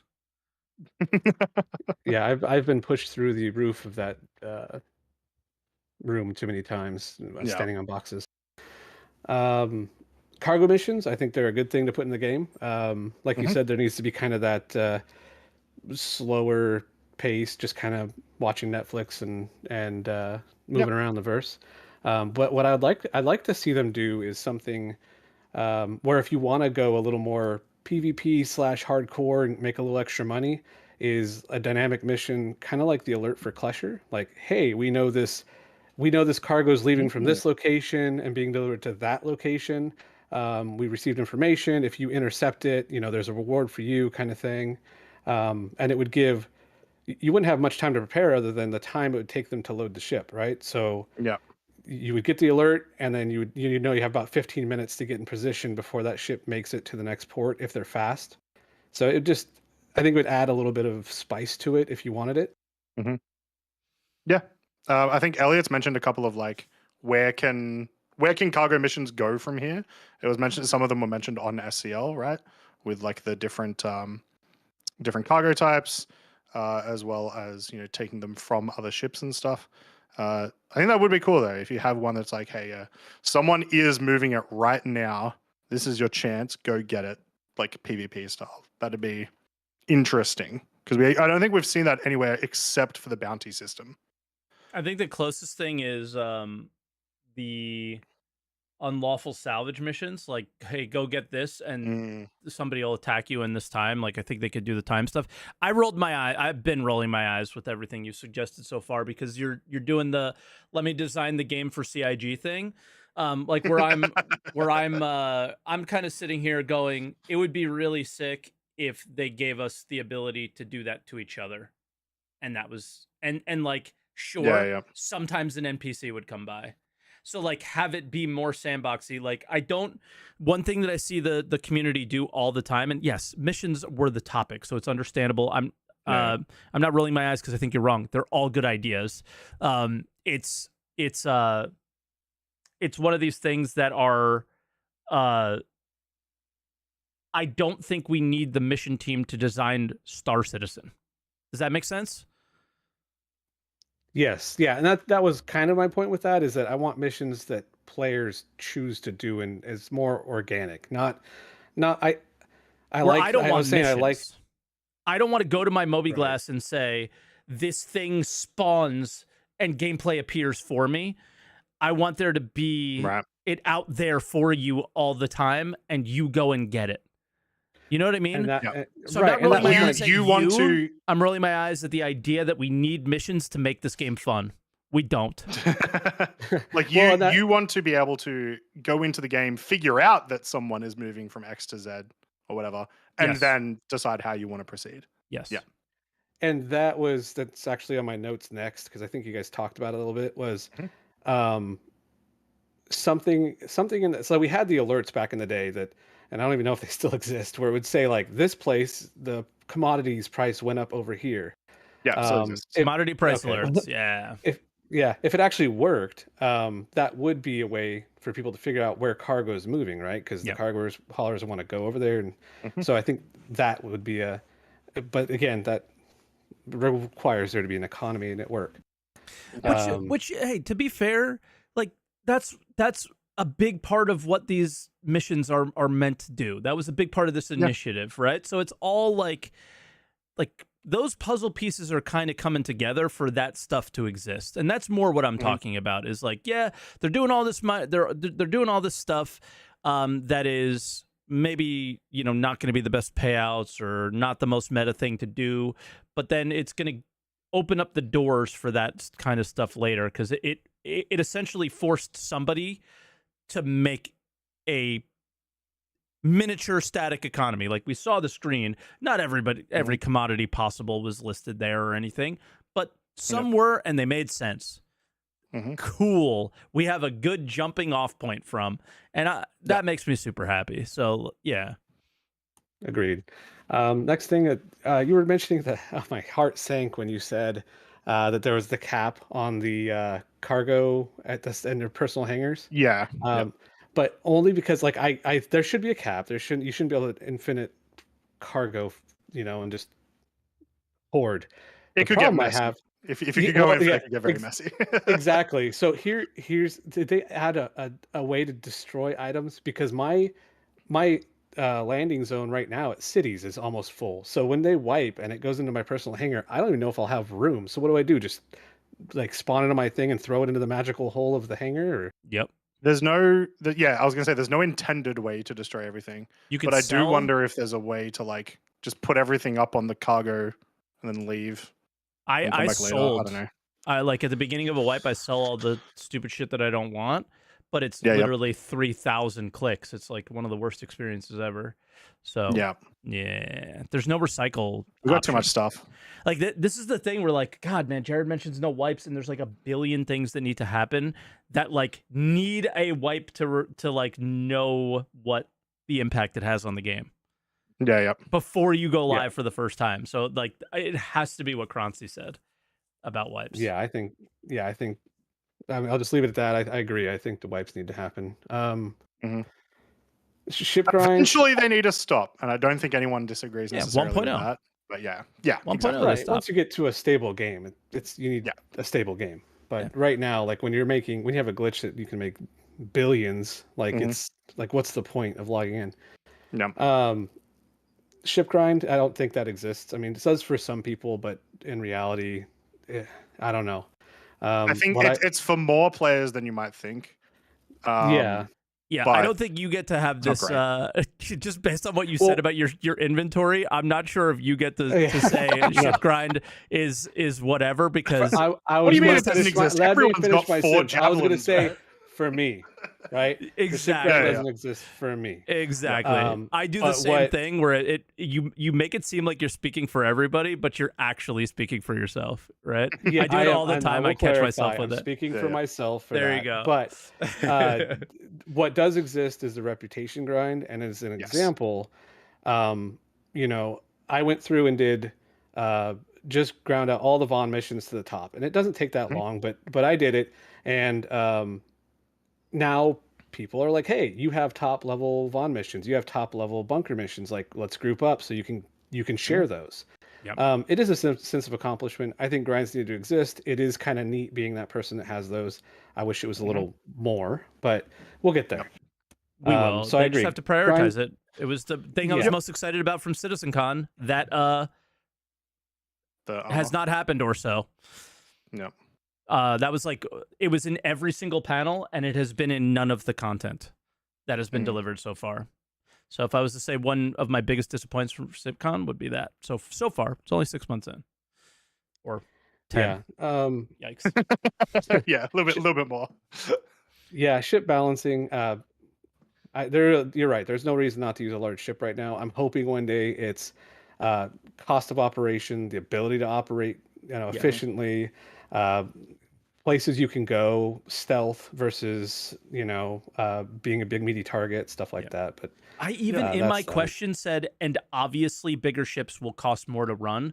So like, please ignore that part of the statement. Like, that is very obvious. You've spoken about it for years. Yeah. But it's not enough. So, and they still said that part, and they still just, that was very disappointing, that question.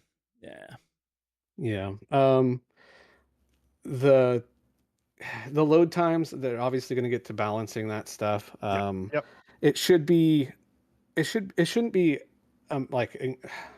incredibly longer than it takes to hand load, but it should be enough to where it's like, if I hand load, I get out of here faster versus, so it's not. It needs to eat into your margins some way, more than just time. I think more than just a little bit of time. Enough to make you debate manually loading. Yeah, right. Either take it off of the, like, hey, we'll load your cargo for you if you design the game, as you said, but just take money, cost money to load it.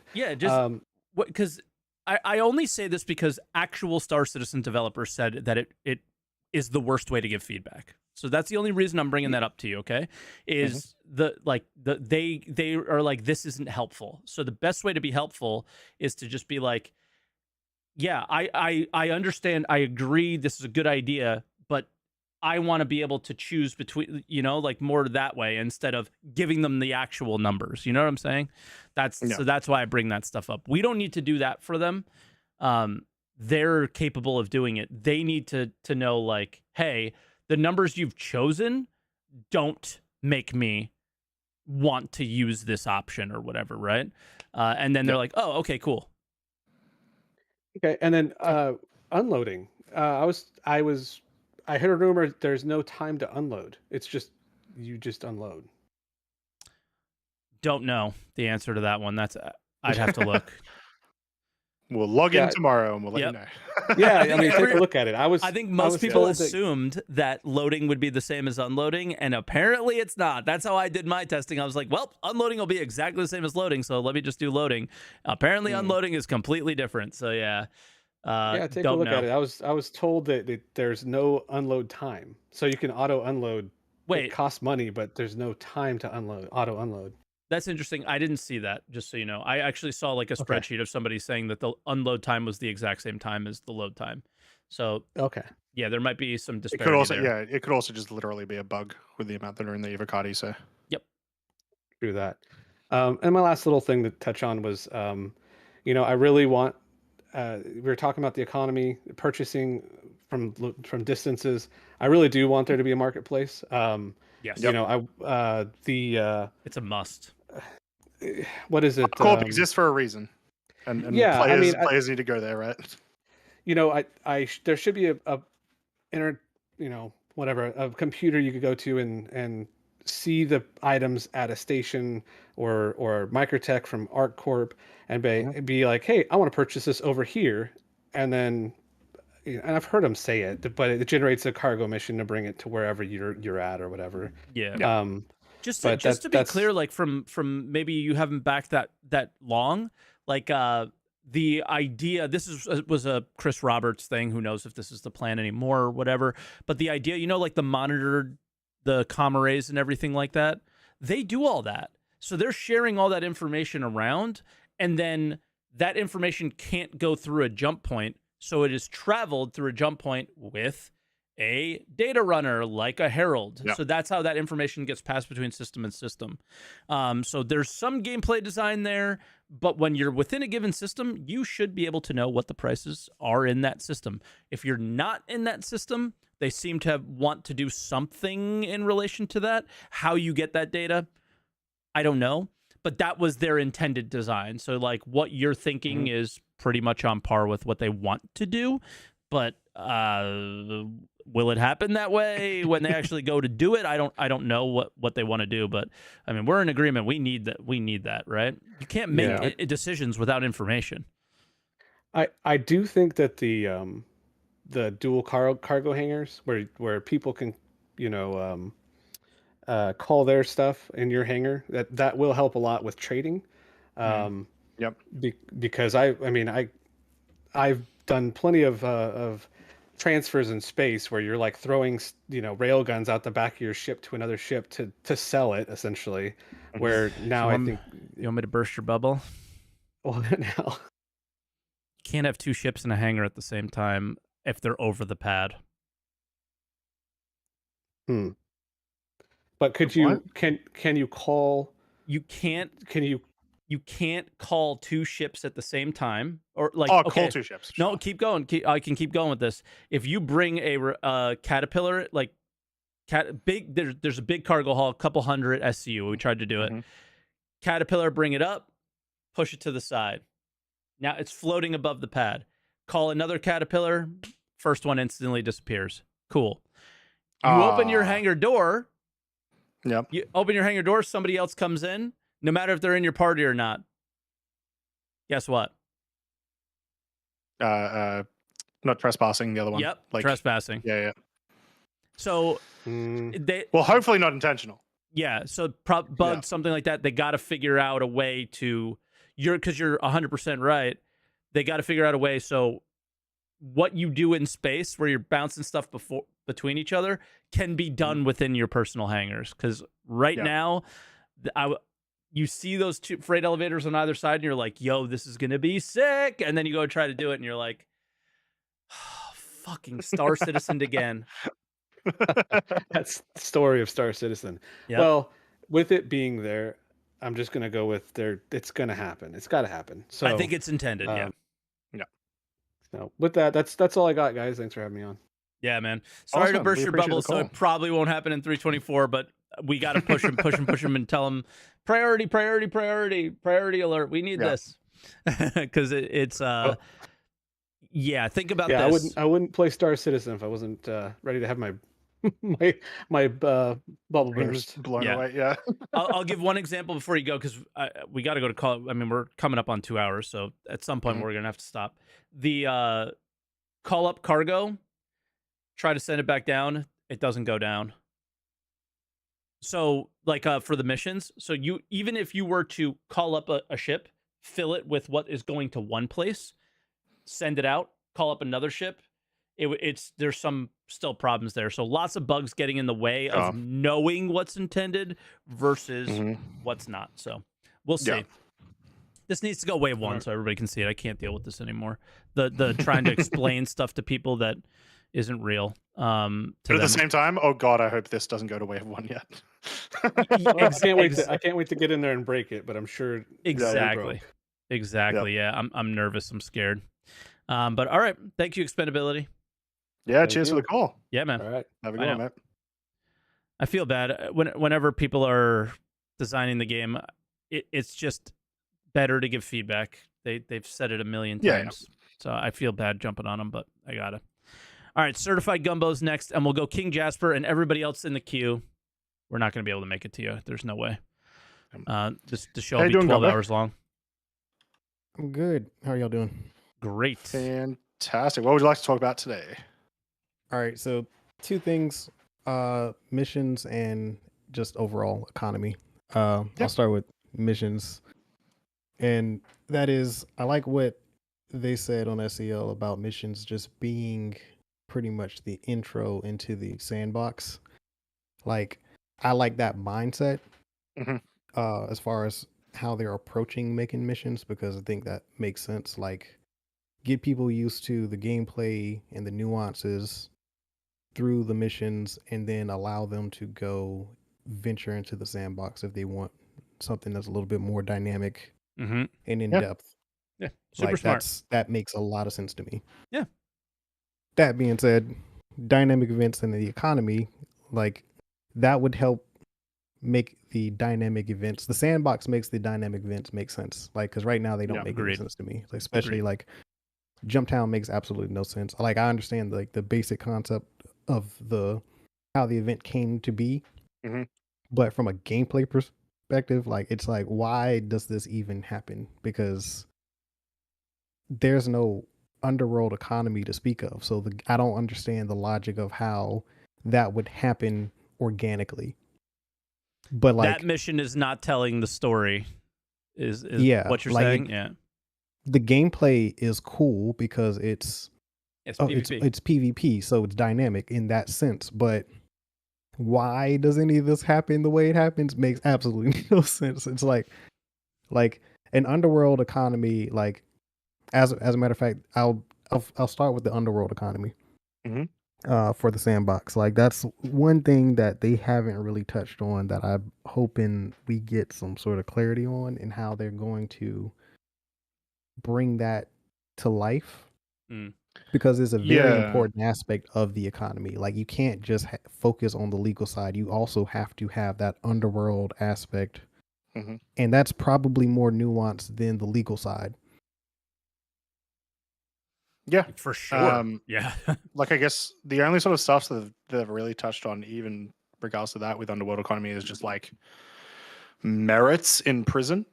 And that was bad. I'm sorry, the people that do that, that was one of the cooler things I've seen, because that's that sandboxy shit. People farm merits and then sell it to other people so they can get out of prison fast.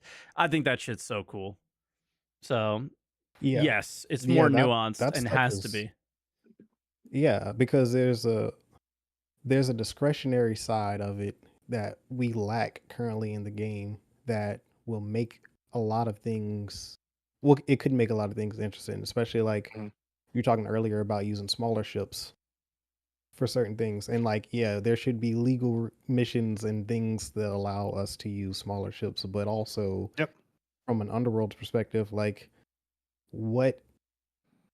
depending on how discreet you need to be in certain locations, like that could be a very interesting gameplay decision. I'm not saying I'm not trying to game design here, but like I think about I don't want to make like people that. be scared to have ideas. I need to stop doing that. No, it's good. It's a valid point, because it's like, yeah, we're not designing the game, but it's fun to have these like conversations and just think about, like, because for an MMO, for me, like the economy is the most important aspect of it. Because if the economy sucks, then that eliminates the why to play, and if there's no why to play, then I'm not playing. Like this game doesn't work for me without an economy. All of the other gameplay aspects are cool. That's fantastic. But if the economy doesn't work, like it's going to have a short lifespan for me. Yeah, I feel like there's two like big things in any really any sandbox game, which is you either need there to be an insane amount of creativity, or there needs to be a really good economy, or both, preferably. But like Minecraft doesn't have an economy, but what it does have is the most insane creativity of any game at the time, right? Eve has no creativity, but it has one of the best economies of any video game of all time. Both amazing sandboxes.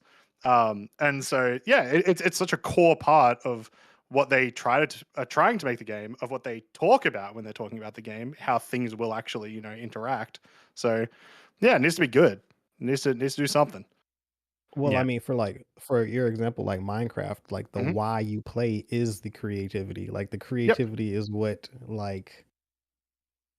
that's what creates the gameplay. That is the gameplay. It's I have to be creative with my solutions on how I approach this. Eve is that on the economic side. Like that's why are we doing this? It's because they need this ore here. They are refining this material at this location because it needs to go into ABC product, and that needs to be distributed to XYZ location. Like that's I'm seeing that we're headed to that in a much more simplistic way, but yes, and thank God, a much more simplistic way. I think Eve's and they're talking crazy about it more too.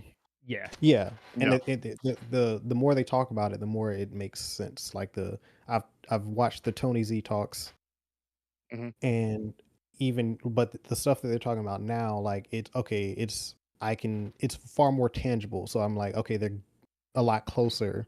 Yeah.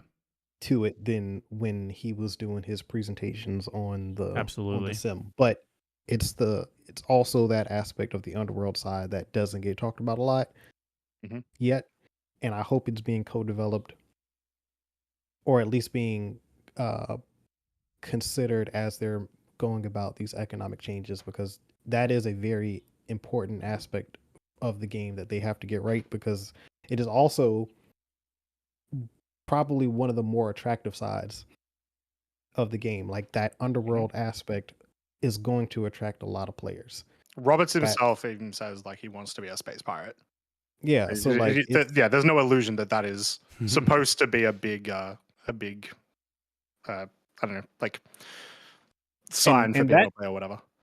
That getting fleshed out also helps a lot with the PvE people who want to like focus more on PvE, because if you have a Underworld, then all of the people who prefer PvP gameplay are probably going to gravitate towards that, because it's not just illegal stuff. It's also stuff that's in that gray area. Like Hurston doesn't sell guns, so smuggling guns into Hurston is Underworld gameplay, but that's not you can sell guns in Crusader all day long, but like Hurston is different. Yeah. Like that gray area stuff, that's where all those nuances come in that make it interesting for like a lot more players, but it also has a lot of risk involved with it as well, because the rules are different.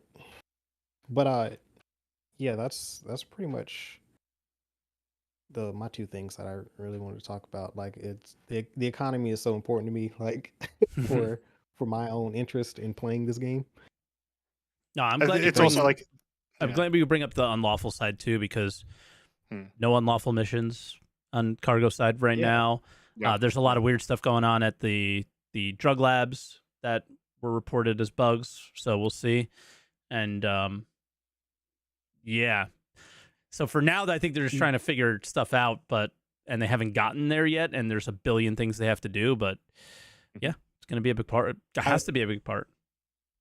I would hate, well, I'm pretty sure that this is the case, but like it kind of sucks that we don't have an Underworld economy, and we're about to get Pyro at some point within the next 12 What you months. got to hope is that is the Underworld economy, and that we don't see it, and they don't want to talk about it yet because we're not there yet. We're not delivering it yet, but when we do, we'll talk more about it.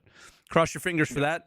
I feel the same fear you do, and I believe that it's probably what you're thinking, that they haven't got there yet, and that's scary, but at the same time, yeah, because I mean, I have that hopium still, right? Test. Yeah, I did get to experience Pyro, but like that was very limited, and it wasn't very from that perspective, it wasn't it wasn't there. It wasn't strong. Not yet. Wasn't motivation. No. Yeah, it was like, but now that we're seeing like this goes to here, that goes to there, you have to assume that they have a spreadsheet similar to that. It comes through, that is happening there, and then also coming through. Yeah, I loved that logistical supply line that they created, or at least talked about, because it was like, all right, they're going in the right direction. Let me just sit back and see what happens, because that's what I've been wanting to see, and we finally got a chance to see it.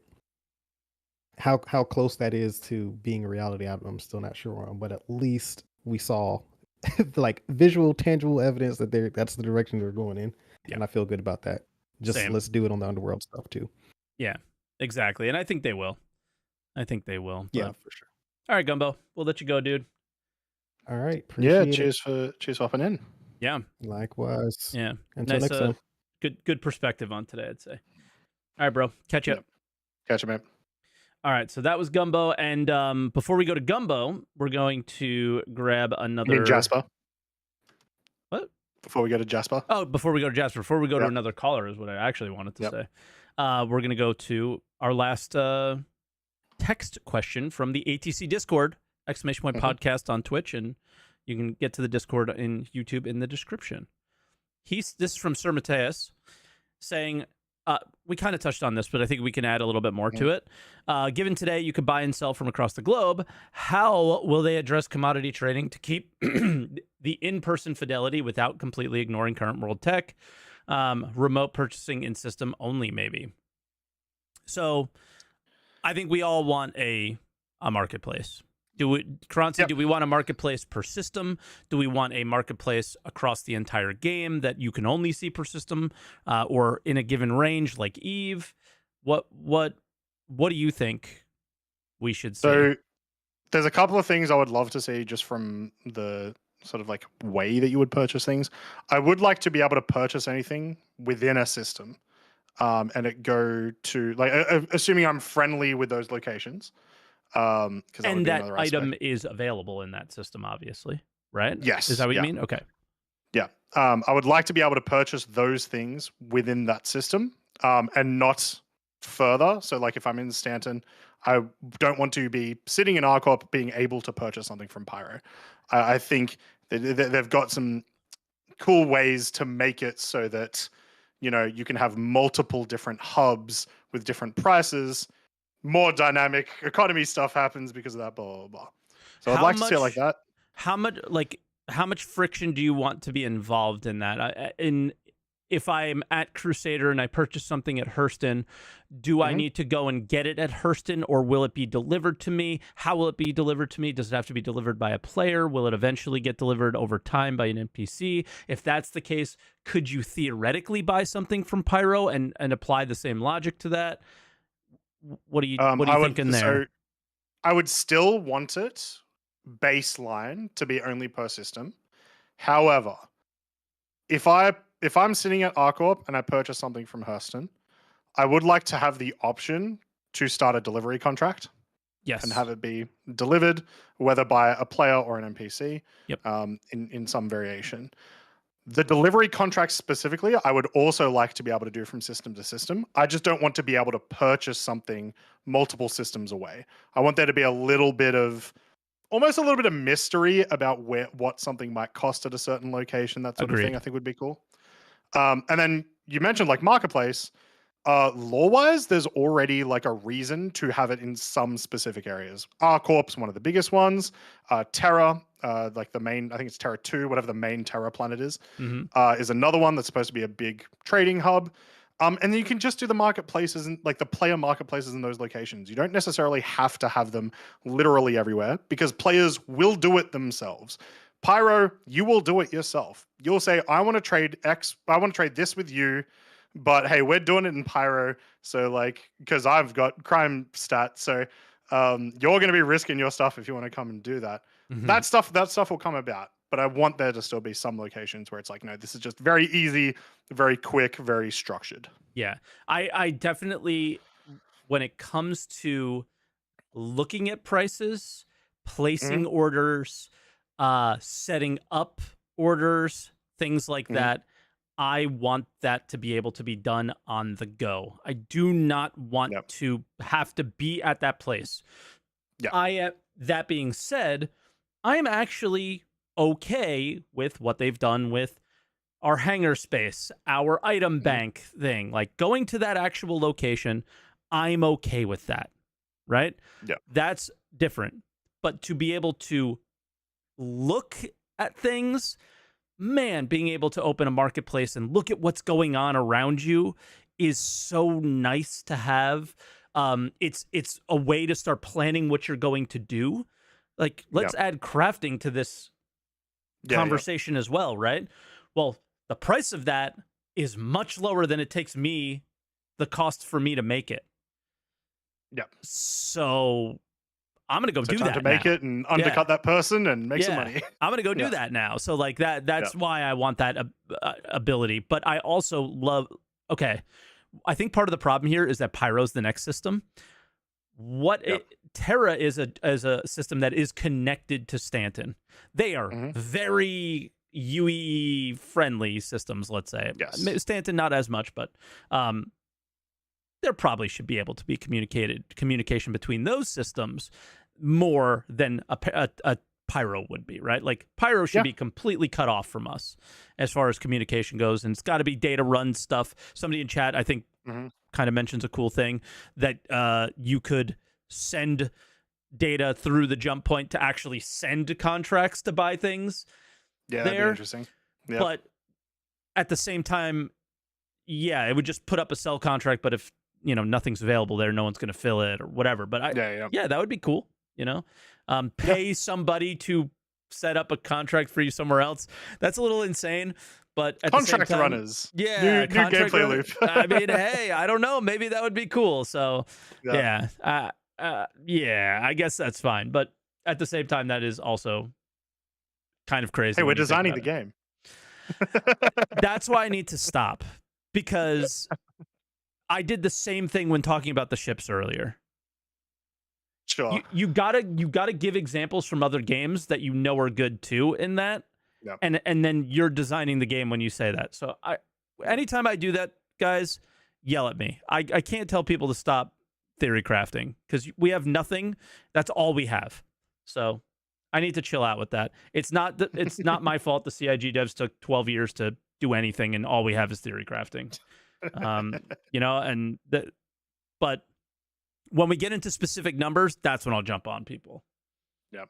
That's when I'll jump in. Specific numbers are up to the devs. Yep.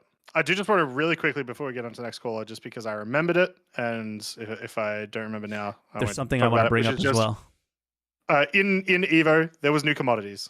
Yes, you talk about that for a minute. I have to pee. You talk about Evo new commodities. I'm going to talk about Evo, something that really need to happen that changes everything that I was upset about, and then we'll go to the next caller, all right? But I drink two of these things, and that's not good.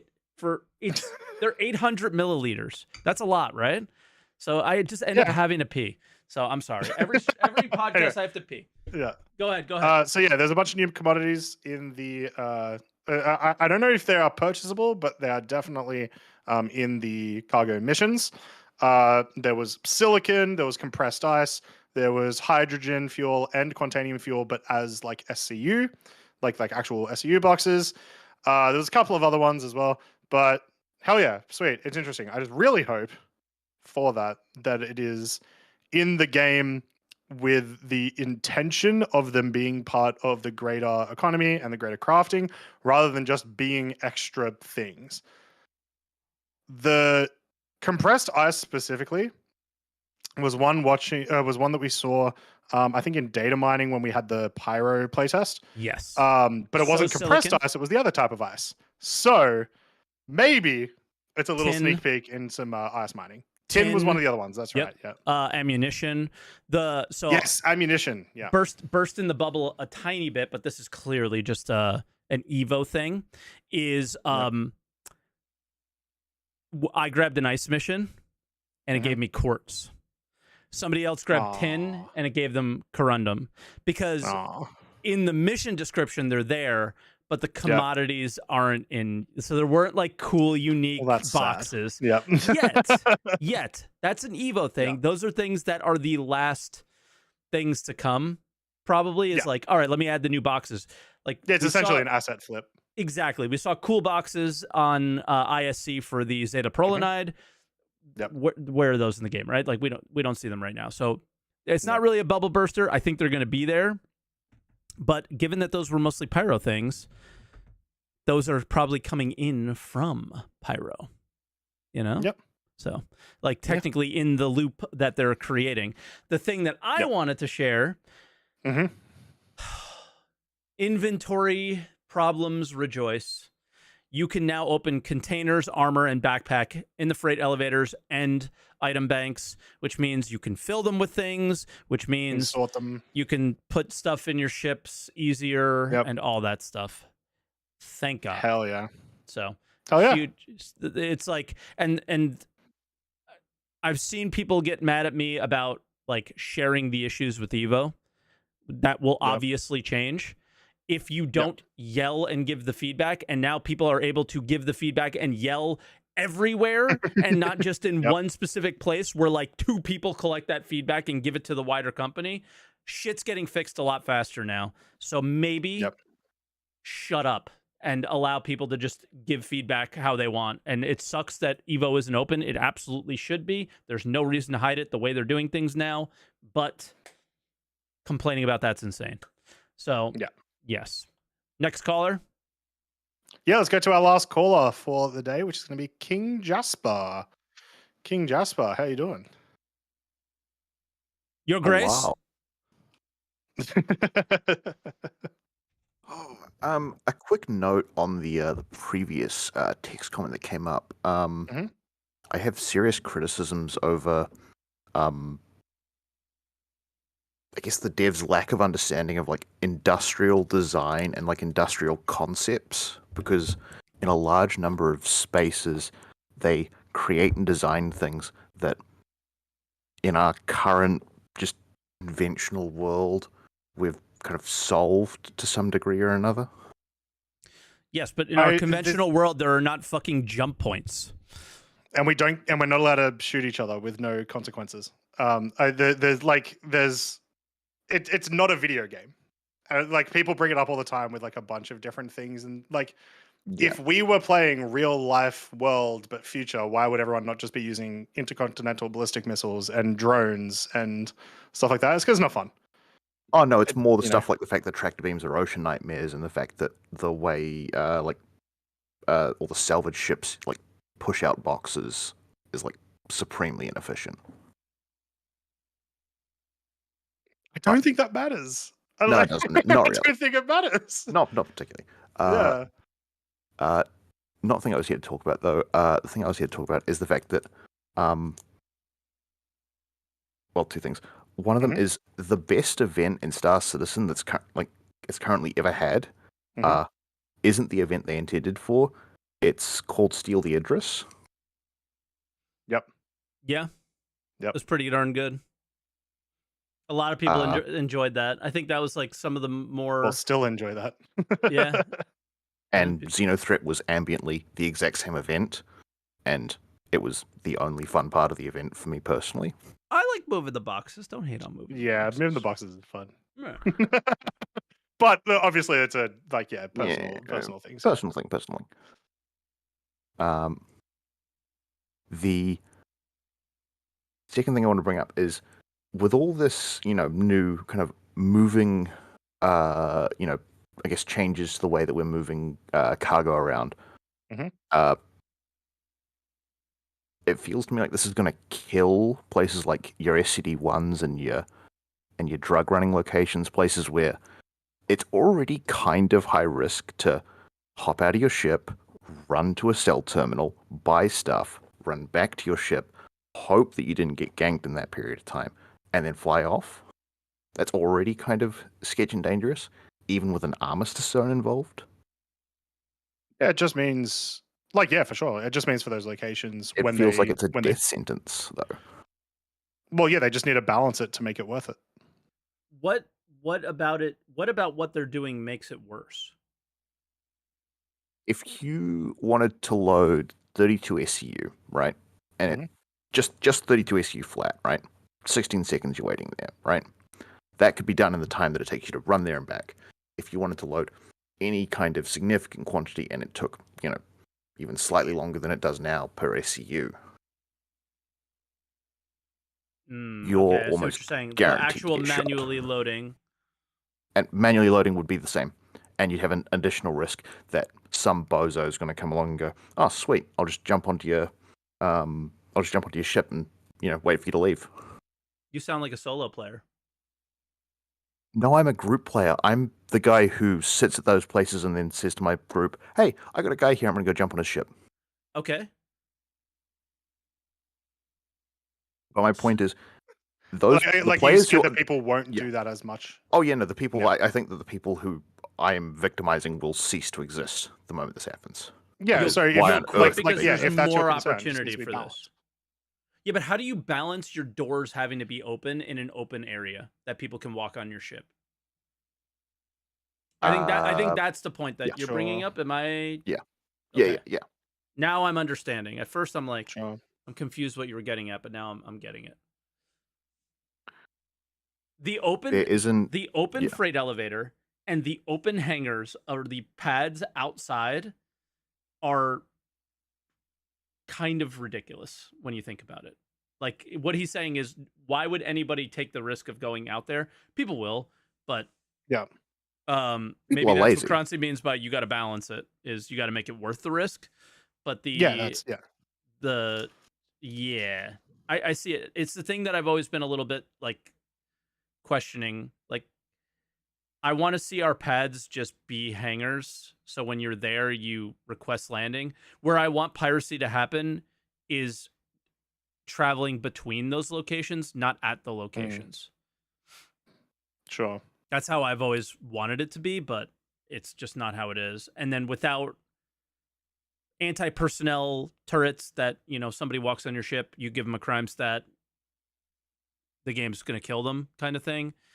None of that stuff exists right now. So I don't know. For me personally, I would love to go to an SCD-1, request landing, go into the hangar. It is an instance hangar. I load my ship. I get out. Then I get shot. I'm not saying I don't want to get shot at. I want to get shot at. Yeah. I don't want to get shot at when I'm loading my cargo. I think that's pretty dumb for the time being. That's Yeah, fair. which means they need to refactor every single current landing point to have internal hangars. Which, I mean, They could do. they just let's gave be them more real. freight elevators. Have you ever clipped through an internal hangar? There's nothing below him. It's just place the fucking thing there. I don't think it's that big of a deal. Oh no, I'm very familiar. I've been We inside all the are. internals of stations. Yeah. We all have been. There's not much One there. of my favorite. I just have to mention one of my favorite bugs right now. You go to an orbital station, you hop out. The elevator's not there. You jump through the elevator. You have infinite gravity, and you just keep falling through space. Oh yeah, it's awesome. It's not even like infinite gravity. It's like you're hyper being pulled, Yeah. like into a black hole. Yeah. It does it Anyway. to ships too. Yeah, it's ridiculous. But go ahead. Sorry. Yeah, so for me, I just see that as being like, there are obviously solutions for it, but it means changing the kind of scale and scope of each of these locations, making them even like their own little mini distro center or something, but they have to be something a little bit bigger than they are currently. These kind of rinky-dink kind of like, landing pad with a couple of little, ports and, kind of what if it was just- prefabs placed on them. What if it was just a few bits of cargo? What if it was like 24 SCU and you're getting 8 SCU boxes and it's just 3 boxes, boom, boom, boom, and I'm out.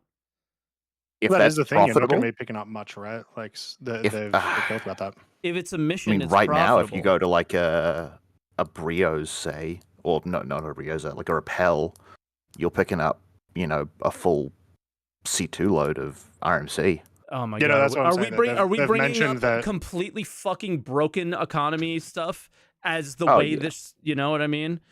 Like Fair. that's gotta They've mentioned change. you won't be grabbing much cargo from these locations anymore. Yeah. Whether Okay, that no. happens or not is different. By but the way, yeah, Pickersfield has like no SCU of cargo added anymore. yeah. So So it's possible it might not end up being an issue at all, but with the Are way that things outposts are being supposed to actively be- balancing, it certainly could. are outposts supposed to be filling C2s of cargo? No. Okay. So I don't know what the answer is, but I know it doesn't make sense for little outposts to be running full-scale logistics operations like they're Amazon. I know you talked about how you'd like the idea that you're able to, load in safety. There's a dream in my head where you can do some kind of raid mission at a distro center and kill the quote-unquote armistice zone there, and it just turns into a free fire. Yeah, you're trying to kill this game, aren't you? You're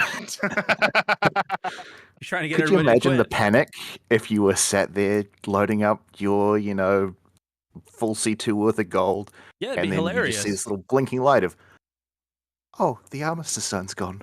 Time to Yeah. panic. It'd be absolutely hilarious the first Yep. 2 times you did it, and then nobody would be playing anymore, and you'd be like, man, I can't believe nobody plays this game. That's crazy.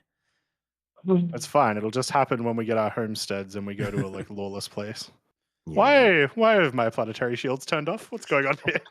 Like, do you remember the conversation on Spectrum and Reddit about the pyro stations where people were shooting at each other inside the hangars, inside the actual Inside the spawn? lobbies? Yeah. Like, it's just, there's some restrictions that just have to exist because people are like you, King Jasper. People are like you. I am the nightmare of the casual trader. Yeah. And it's totally fine to be like you. Yeah. Oh yeah, But no. we You know, have to. I exist so that the lawful players can have something to do, and I exist so that the traders have something to feel that they're risking and having some excitement about. You have to have risk in this stuff. Like, but what you can't have is Unfair risk. or just, well, fair and unfair is still in this game could be based off of your skill, but I don't know. Like, there's just got to be things to block you from just. There's got to be limitations. Yeah, the limitations is a good word to the amount of risk that there can be. You can't have risk 24/7, 365 because you want this game to be crazy. Like, even in Rust, you can be inside your base for a little while and feel safe when your door closes. You know what I mean? Mike, you don't understand. I want this to be full loot before I log in. Exactly. Like, that's what it sounds like King wants.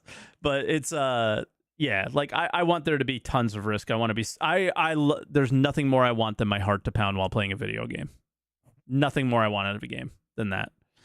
But the last thing I want to bring up is kind of the dichotomy between kind of a small scale achievable dream I have and then some of my peers and their kind of more large scale dream that I feel the game designers might not have in their vision. I have a little dream. I'm going to get my Zeus. Persistence is going to work, and you'll be able to just log in and out. And your ship and you will stay there. This is definitely a dream. No, I'm just kidding. Yeah. Go ahead. But no, this is supposed to be achievable. This is what they envision their new logout system to be, right? Of course.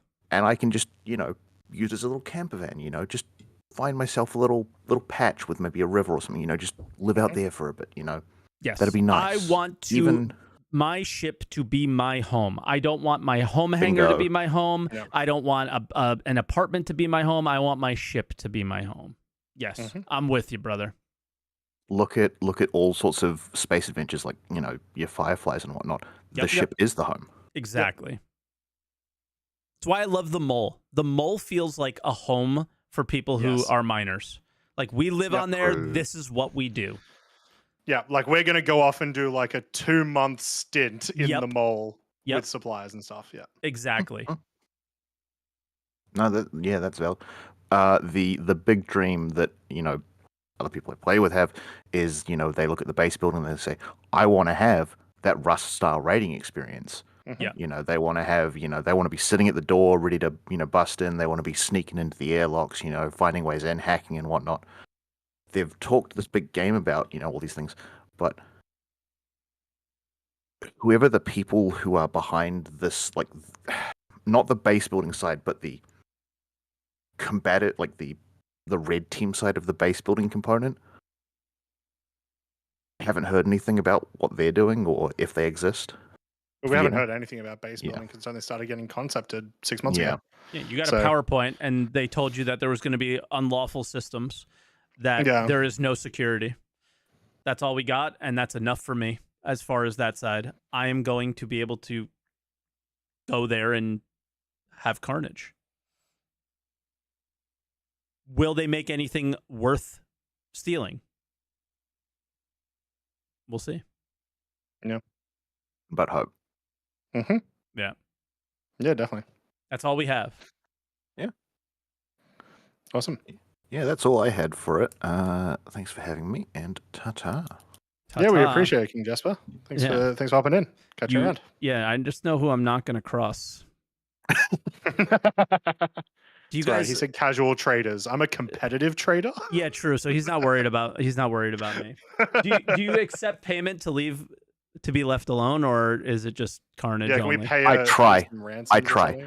That is the actual other problem. Is that almost every single trader will give you some response along the lines of, "I don't negotiate with terrorists. Yourself. Blow me up." And I go, "Why?" Oh, I know why. Because you There's can no just come risk. back and do this again. Yeah. Because there's no risk. There's no even the amount of money you spend isn't a risk. Yep. Yeah. Yep. That'll have to happen. Otherwise, Mhm. we will not have a good game. And in my opinion. Mm. So we'll see. Yep. But all right, brother, we'll let you go. Thank you for your call. Thank you for your insights. Yeah, It's thank you nice very to much. see that perspective as well. We got two. Yep. We had two pirates today that are saying, "Where's my economy?" In some ways. So, True. yeah. True. Maybe we'll talk about And that stuff it's soon. important. Yeah, but it's late. We did a long one today. It is. It is. Because we finally were able to get everyone's opinions on cargo. We've been talking about it so much just ourselves the last couple of weeks. Yeah, I've had so much You IRL did- shit yeah. going on that we've had to end early Yeah. a few times and blah blah blah blah blah. But now we're good. So Yeah. don't forget to answer the call. No, we can't do that yet. We got to do the don't forget to like and subscribe and all that stuff. We're pretty close to 5K subs now, so try to get us there, please. That would be super sick. We are. I'm trying to get my personal channel back over Answer the Calls subs, and I'm almost there. But Yeah, don't Croncy let put me out a get good there video. by subbing to ATC. Yeah, Croncy put out a really good video too, so you guys should check that out as well about the Evo stuff, just touching on those subjects and all that. And yeah, I got a video that's coming out that I haven't even started scripting yet, but I want to talk about the what we talked about ships and the variety of ships and why that's so important and why my question was just kind of breezed over is because it doesn't make sense with the way they've done things, and they might have to change the way they're doing things if they want people to actually fly their ships, right? So that's where I'm at with that, and I don't know. I do want to thank if you have been supporting us as members, thank you very much. We Yes. had a member and a gifted member today from Warren, so thank you very much, Warren. Warren, Absolute Giga thank Chad. you, dude. Thank you so much on the YouTube. Yeah, what a And, chatter. yeah, Chad. Yeah, CHADDR. What a Chad. Yeah, thanks, dude, and thank you everybody for watching the show and appreciating it. It's been very hard to make content for this game for the last month. It has been very hard. So coming through every week and you guys stopping by, we appreciate it. So thank you for that. Yeah.